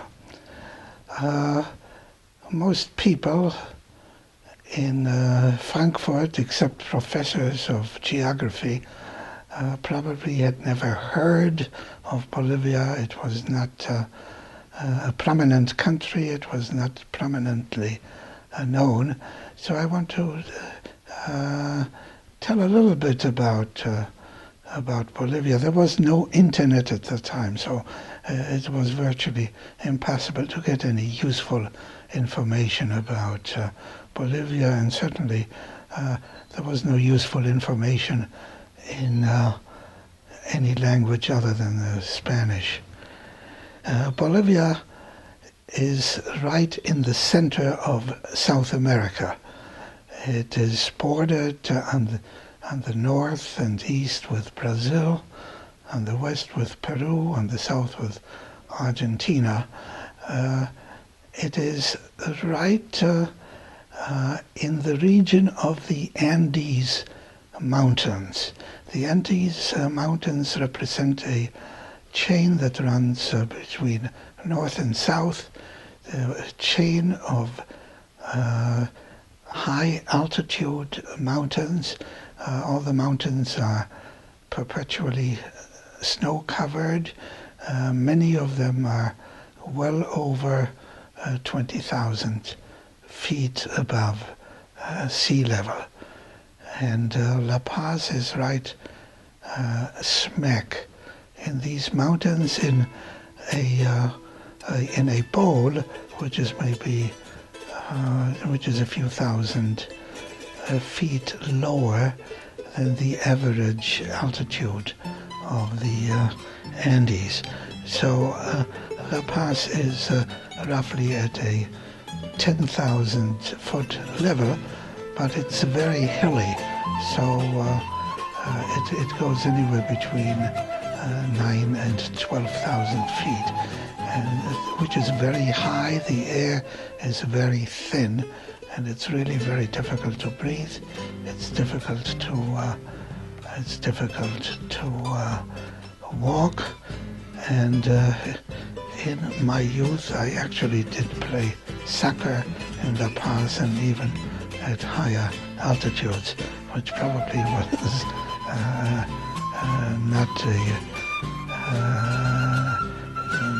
an intelligent thing to do, but I had enjoyed playing soccer in Frankfurt am Main at sea level. I'll continue with Jewish life in Bolivia. Bolivia really didn't have any Jewish life to speak of before the mid-1930s or even late 1930s. There were a handful of Jews who came from Germany, Russia, and other European countries before 1930, but just a handful of people. And so Jewish life really didn't start until about 1940, and I was an active participant in the beginning of the Jewish life in La Paz. La Paz was the biggest city and the capital, or nominally the capital city of Bolivia. We arrived in La Paz in March of 1940. At that time, there were two incipient congregations. One was called the Círculo Israelita, the Israelitic Circle, and the other was called itself Comunidad Israelita, the Jewish community. The first one, the Circuli, was founded by Yiddish-speaking Jews coming from the eastern part of Europe, and founded by them and patronized mainly by Yiddish-speaking Jews. The Comunidad Israelita was founded and patronized primarily by German-speaking Jews who came from Germany and Austria. The Austrian Jews came mostly from Vienna, but the German Jews came from all over. In addition to those two synagogues, there was a third minyan, and this minyan was in a different part of town, different from the other two. It was in the part of town in which we had an apartment in which we lived. The part of town was called Miraflores, and the walk from Miraflores to either of the two established synagogues was between 20 and 30 minutes, and that was quite a long walk, particularly in hilly La Paz, which was located at a very high altitude of almost 10,000 feet, where walking or just breathing is very difficult, and walking a hill is extremely difficult and tiring. And so a bunch of people, including myself as a 13-year-old one, participated in the foundation of this minyan. We borrowed 2 Torah scrolls from the Comunidad Israelita, and on one Sunday morning we carried those 2 Torah scrolls from the Comunidad building to the venue where that new minyan was going to be held. And I committed myself to do the Torah reading from the foundation of the minyan. The minyan was only on Shabbos morning and on some special occasions, like on yahrzeits. Otherwise, there was people who wanted to attend the minyan had to go to one of the two synagogues. In addition to reading the Torah, I also blew the shofar, and I started to blow. I borrowed the shofar from a lady whose husband had been a shofar. The husband had died and left the shofar, and she said that she would feel honored if I were to blow that shofar. And I did blow that shofar for the 7 years that I lived in La Paz. And I must say that I continued blowing shofar for a total of 50 years, from 1940 till and including 1990, 51 years. I blew the shofar wherever I was, mostly in Schenectady, partly in Syracuse, New York, but very few times in some odd cities, once in Philadelphia. And I did not hear anyone else blow the shofar during that time. And most of the members of Congregation Beth Israel in Schenectady never heard anyone else except myself blow the shofar. And I did receive many nice compliments on my shofar.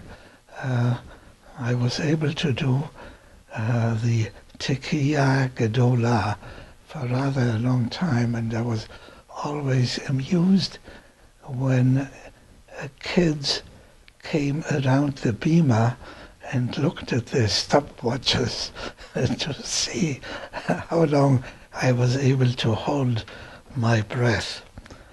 I stopped blowing when I had a lung infection in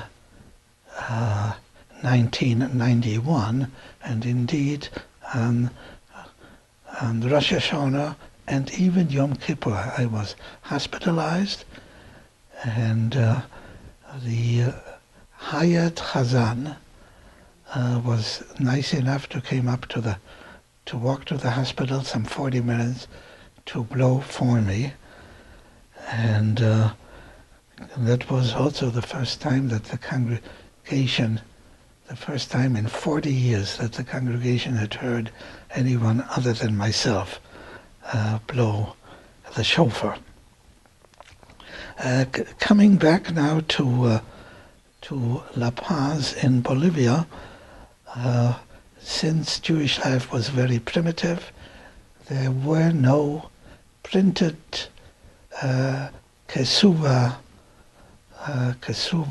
writings for weddings, and somebody persuaded me, I think it was my father, to print out a Kesuva whenever it was needed, and I did this for several people.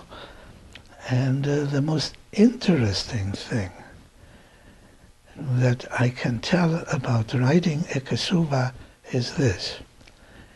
In New Haven, once we were, actually more than one, on one occasion when we were invited by our good friends Andy and Aniko Sarkani, their daughter-in-law was present on a holiday, and the daughter-in-law said that her mother was born in Bolivia, and she could not remember the maiden name of her mother. But it turned out that her mother, I knew her mother before she was married.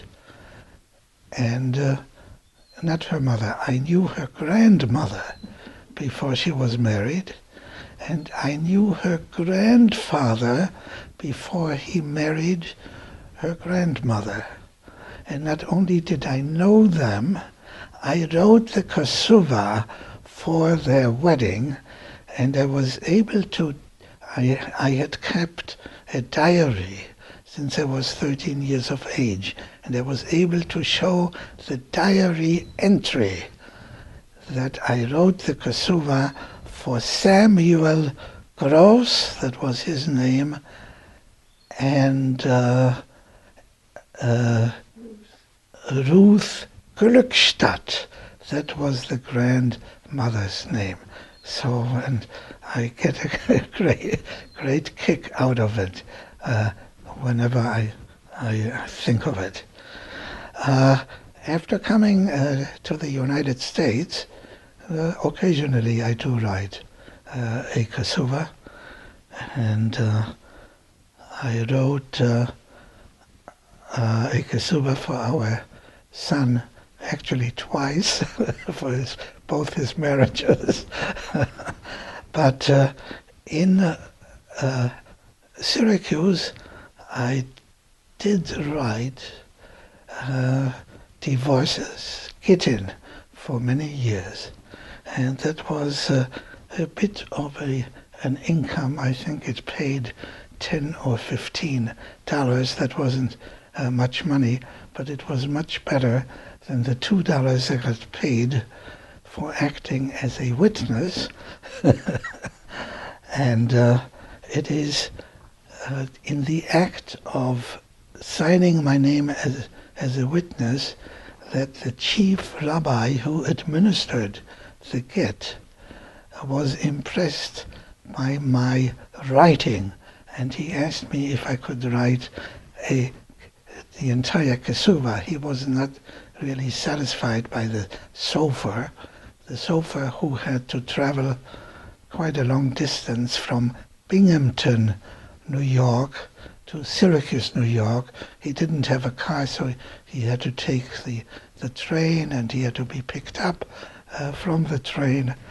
And the sofer really wanted to give up his occupation of sofer because he did some other types of businesses as well.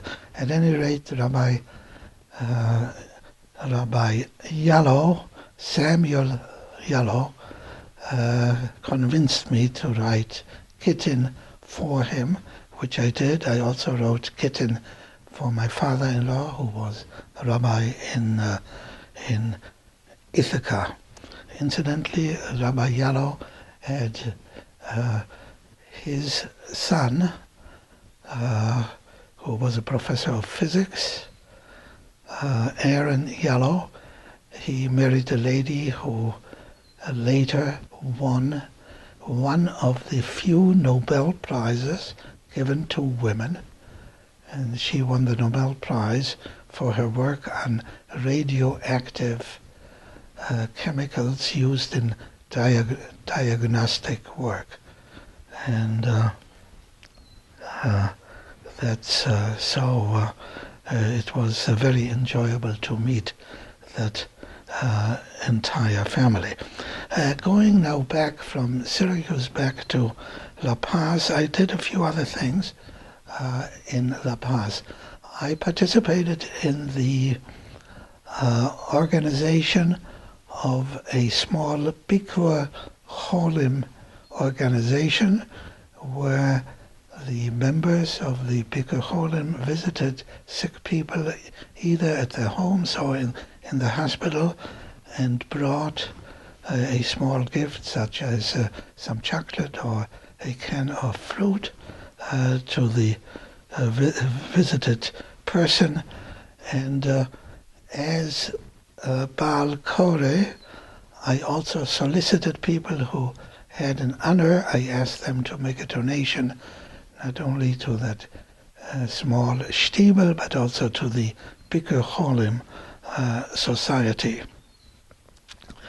And I also participated in raising funds for a cultural organization that was run by the Comunidad Israelita, and the cultural organization organized excursions in La Paz and in the vicinity of La Paz to the nearby lake Titicaca, which is the highest large lake in the world, located at about 16,000 feet.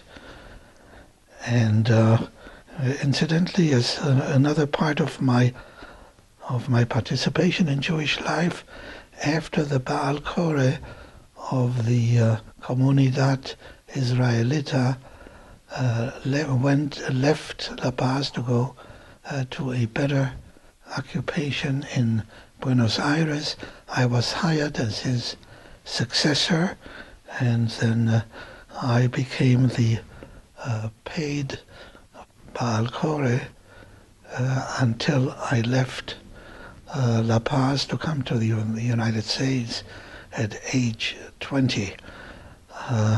During those 7 years that I practiced Torah reading, I just spontaneously memorized the entire Torah reading. So by the time I came to Syracuse, I was able to read anything without prior preparation. And in Syracuse, I was also hired as a Baal Koreh in one of the Orthodox synagogues. That was a small source of income. It paid $8 a week. And when I asked for a $1 raise, they let me go. So another synagogue matched my demands for $9 a week. That happened to be the Rabbi Yallo, who did organize the divorces. I also had a very interesting and actually enjoyable job during 2 summers as an undergraduate student. I worked at a kosher summer resort, the Lake Spofford Hotel, in a small town in a village in New Hampshire, the village of Lake Spofford, which is located halfway between Brattleboro, Vermont, and Keene, New Hampshire.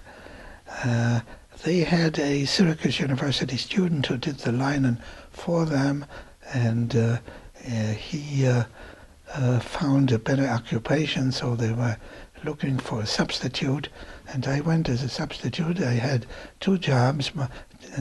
One job was to be the Baal Koreh, and to be also the Chazan when there was no guest who volunteered to do that job. But the other formal job which I had was a junior room clerk, and I had to work every other day. I had to work 4 hours as room clerk, and I did have a lot of free time, and I ate magnificent meals. I ate the same meals as the guests who paid $200 a day for room and board, and I had to tip the waiters and waitresses like regular guests.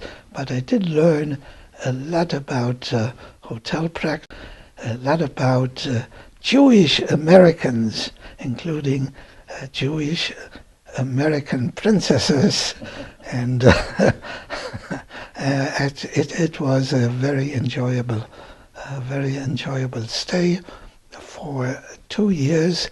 In the second year, Rosh Hashanah was about 3 days after Labor Day, and the hotel decided they will stay open for Rosh Hashanah, and they engaged me to lead the services, and I led the services, everything from Psuke de Zimra through Shacharis. I gave the sermon, the Musaf, blew the shofar, and did Mincha as well. And I was really surprised on the second day of Rosh Hashanah, after I had some rest, after this exhausting performance, I went back to the lobby to round up some people for Mincha, and I learned that some 150 people had checked out on the second day of Rosh Hashanah, and there was no need for conducting Mincha on the second day. And just as a final note on performing on Rosh Hashanah, while living in Syracuse, I did Shacharis at Congregation Beth Israel on Rosh Hashanah and Yom Kippur for more than 30 years. This time without pay.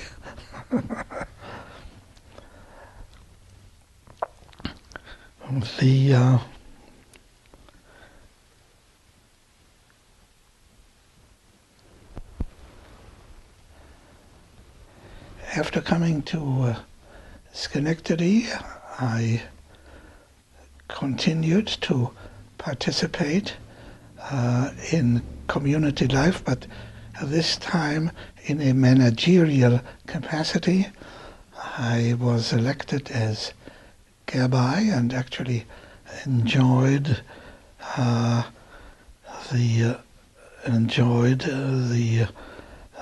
being an official in that capacity. There was re-elected for some 40 times.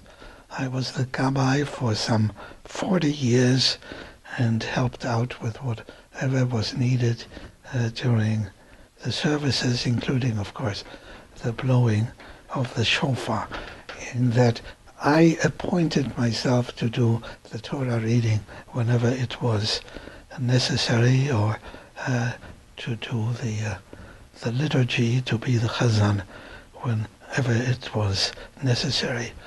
I also served as president of Congregation Beth Israel for several years. As vice president, I was the chairman of several committees, the ritual committee, and I participated in the Chevra Kadisha also for many, many years. So I had not only management responsibilities, but I had all the covered, all the honors I would ever want to have. So well. Now, after my father got to La Paz, he decided to continue his profession as a merchant. And at first, he joined the business of a family member, the business of my mother's niece and her husband. And that didn't quite work out, so my father opened his own store and selling basically merchandise such as clothing, suits for men, dresses for women, shoes for women, stockings, handkerchiefs, and things of this sort. He learned enough Spanish to be able to do this, and even my mother, who was not a big linguist, learned enough Spanish just to get along in the store, to be able to quote the prices. Now, I alluded already that breathing is very difficult in La Paz because of its high altitude, and my father was complaining of heart problems, even though the cardiologists thought he did not have a heart problem, but he felt it was very difficult for him to live in this climate, and so he had to leave La Paz for some time to live at a lower altitude. So he went to a town called Cochabamba, actually the second largest city in La Paz, which is at an altitude about 2,000 or 3,000 feet lower than that of La Paz, and 2,000 feet really make a great difference. It's like living in a different country. So when, fortunately, his Uncle Israel had a business in Cochabamba, so my father stayed with him for some time. My mother and I remained in La Paz and ran the business, and when after some time my father came back to La Paz, I quit school and I worked in his business until I left Bolivia to come to the United States. Now, my schooling in Bolivia was very poor. I had gone to 4 years of elementary school in Frankfurt, plus 2 years of gymnasium, also in Frankfurt, but the Bolivian school system did not recognize my 2 years in gymnasium, and they insisted that I repeat those years. So I had to start again on an elementary level. But after 1 year, I left the municipal school system and I went to an American-run school, the American Institute, Instituto Americano, and that was a place where one had to pay tuition, and that was a good school. The instruction was in Spanish, but also English was spoken because the teachers were all Americans and felt much more comfortable speaking English than Spanish. After 2 years, that coincided with my father's heart problem, so I quit the Instituto Americano and I went to a municipal night school called Colegio Bolivian. The school met from 8 to 11 in the evening, Monday through Thursday, luckily not on Friday evening, and the instruction in that school was actually non-existent. No books were used. The students did not have to get any books, and the school did not have any books. Whatever was the student had to know was dictated slowly by the various teachers, and not much was learned. Just imagine learning geography by a teacher, from a teacher who does not have a map but has to draw the countries on the blackboard and indicate, put circles in for cities and write the names of the cities. I attended this school for 4 years, and somehow it was recognized by American universities when I applied for college.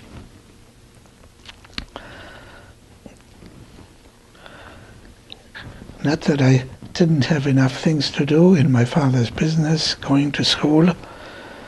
I also took some correspondence courses, which came from Buenos Aires. Correspondence courses. One was in chemistry, the other one was in math. Geometry gave me some difficulties with sines and cosines and trigonometry and so on, but fortunately there were some former engineers who used to be engineers in Germany and now sold merchandise in La Paz, came to our store to sell us merchandise, and I took advantage of their visit to our store to have them teach me some trigonometry, which made the correspondence courses much more easy to understand. So in addition to these activities, I was approached by some parents to give bar mitzvah lessons to their boys. There were no bat mitzvah in Bolivia, and so I did this too. So as a 16-year-old one, I coached well, actually as a 15 or a 14-year-old one, I coached a 12-year-old one who became an excellent student and a very fine Jew. Eventually he ended up as a physician, and he ended up actually as an obstetrician in the United States in the city of St. Louis.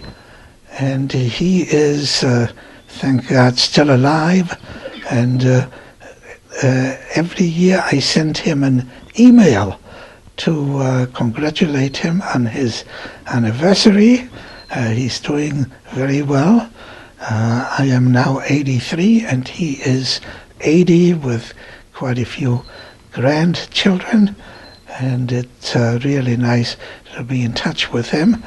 I am not directly in touch with the other boys, but I know of one who was alive about 4 years ago. I know that he was alive because my first cousin visited him in Cochabamba, and he remembers him.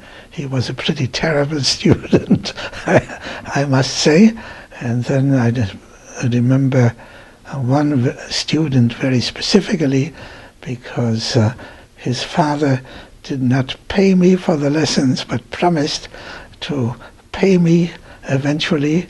But I came to the United States and he never paid me, nor did he pay my father for the lessons which I gave. But this just goes with the occupation of bar mitzvah teacher.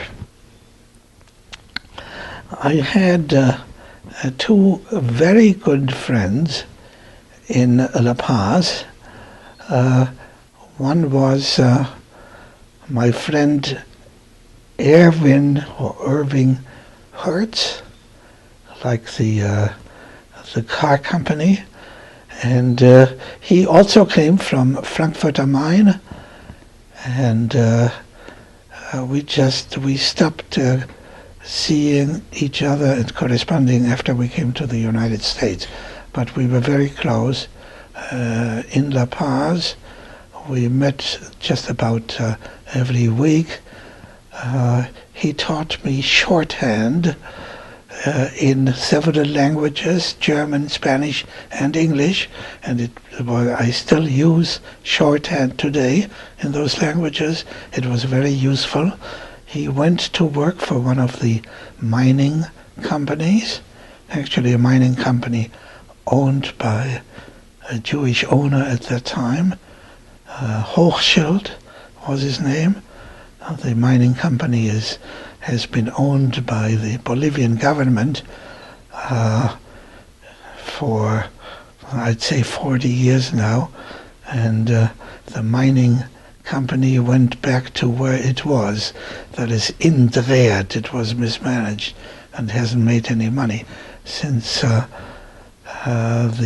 mines were nationalized. My other good friend had come from Czechoslovakia, Thomas Robicher, a very bright young man at that time. He decided that he did not need a high school education in Bolivia, so he went to work for a mining company, actually an American mining company called Philip Brothers, and he basically, as a late teenager, managed that company. But one of the bosses visited 2 or 3 times a year. Tom eventually ended up in the United States, ended up in medical school.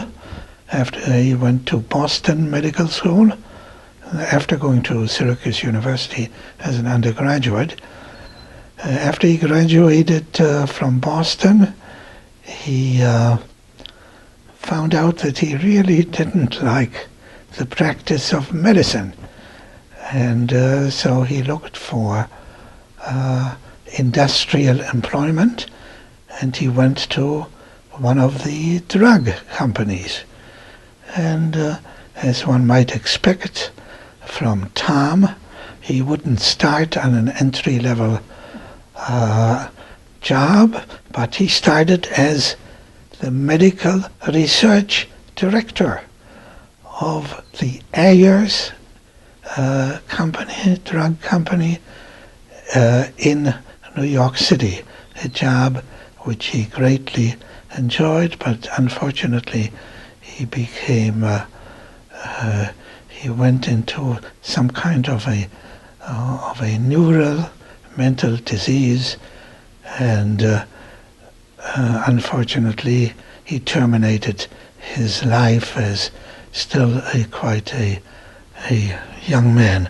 But while he was alive, we were very good friends, and we kept up even after he had married, and our daughter was entertained by his new wife, who showed our daughter Susan New York City, took her to the ballet, and so on.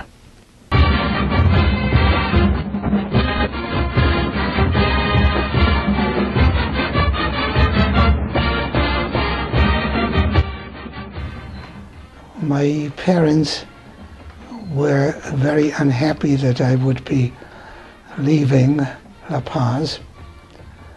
They had lost one son before, the oldest one, and now they stood ready to lose another one. But my decision was firm, because there was no way I could continue living in Bolivia. So I applied to some 50 United States colleges, and it was very difficult to become admitted, because it was at a time when GIs were returning home, and everyone tried to enroll into a program of free tuition. The application process itself was also difficult. Everything was in English, and I was unfamiliar with the application process. It talked about SATs. I had no idea what that was, and there was no one in La Paz who might offer any guidance. Out of the about 50 colleges to which I applied, only some 5 accepted me.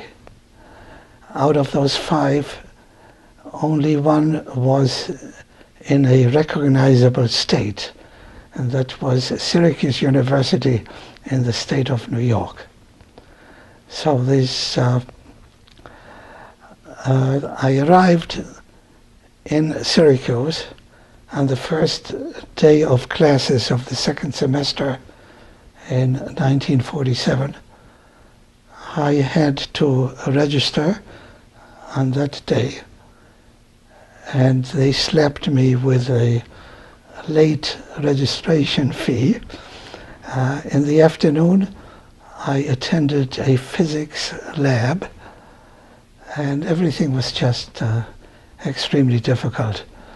The courses during the first year were in physics, chemistry, biology, citizenship, and English. They were challenging, and but eventually I did get a bachelor's degree in 1950. At first I lived at the university dormitory, but that turned out to be very unsatisfactory. It was very noisy. There was no place for me to cook, and so I tried to find a room in a private home. After trying 3 different homes, I ended up in the attic of one house, and I lived there for the next 3.5 years. I started graduate school in the fall of 1950. Shortly thereafter, in January 1951, I was married. Fortunately, I had an appointment as an assistant instructor, and an appointment which I held for the next 6 years in general chemistry, analytical chemistry, organic chemistry, physical chemistry. Each course required 2 days a week at 4 hours for each meeting. So it took a lot of my time, and there was very little time left to do the research for my PhD. In order to make enough money, I also did some odd things. I worked in the Department of Nutrition doing blood analysis on a part-time basis for about a year. I taught Sunday school, one of the least enjoyable activities I ever had.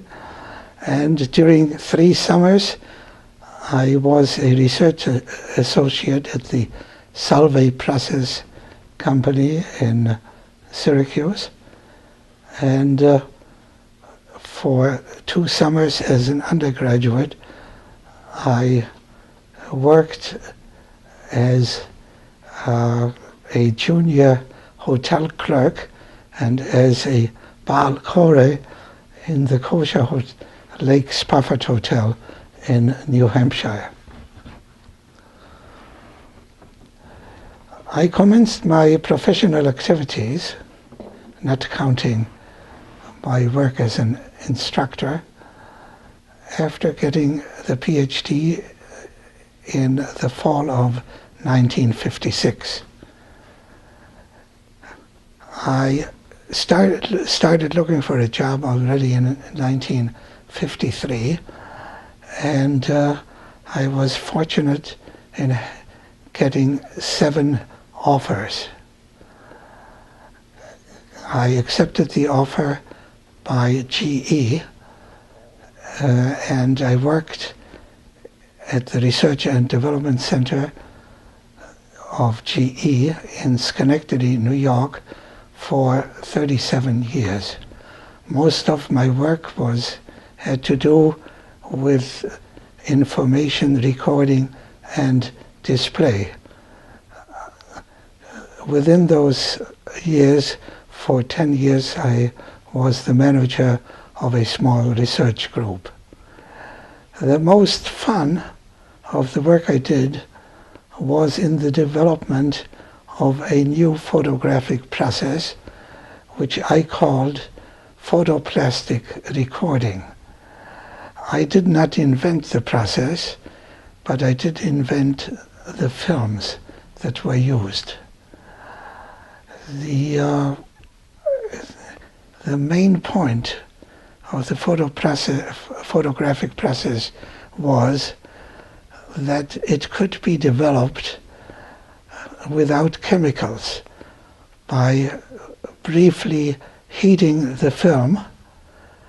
Briefly, I mean much less than 1 second. After heating for 1 second, the image popped up, and the image could be subsequently erased, again by briefly heating, and the film could be reused. The main application of the film was reckoned as in microfilm or microfiche. The film had very high resolution.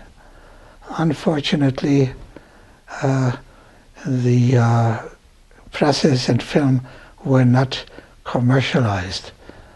So even though it was a lot of fun and it received a tremendous amount of publicity as a GE development, the technology was just sold to somebody else.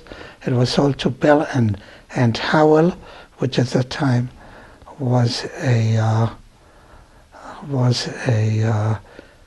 film recording maker, and Bell and Howell just buried it after making an attempt to commercialize it.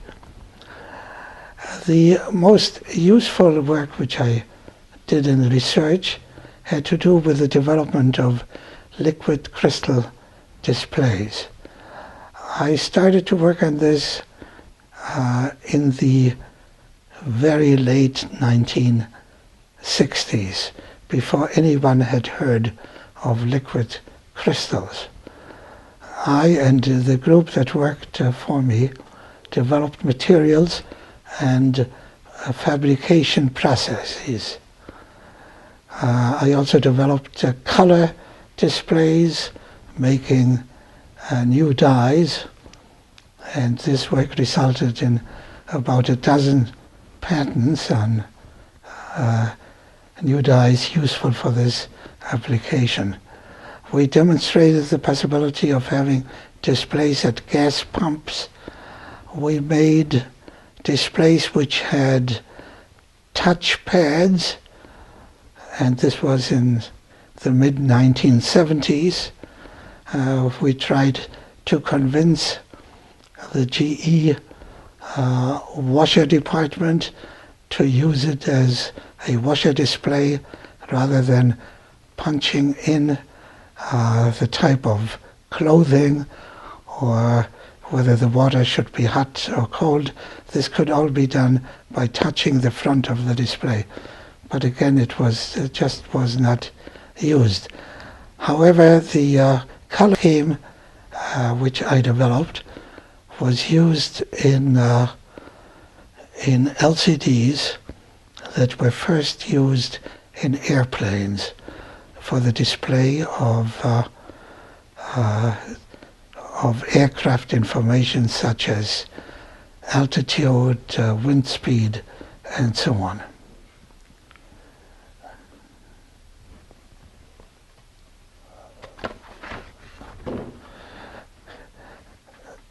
Earlier on in my professional career, I developed lubricants for use in jet engines, and I developed some membranes for fuel cells in the mid-1950s. GE was manufacturing fuel cells at that time. They were used in the satellites, and I also developed some nose cone materials just to show that some problems do not get solved even within decades. Even today there are no really useful fuel cells or some good nose cone materials. Whenever a vehicle re-enters the atmosphere, there are some of the covering of the satellite gets damaged.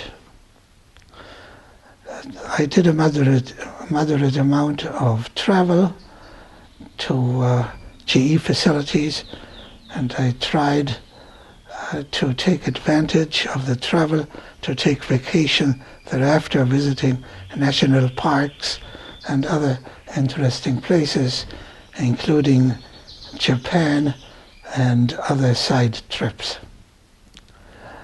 Altogether, my efforts resulted in more than 30 publications. This is publications in professional journals, and 33 United States patents. I also received a GE internal award, the so-called Coolidge Award. I retired at age 66, but I was recalled some 4 years later for another 2 years of part-time work, and so I worked until I was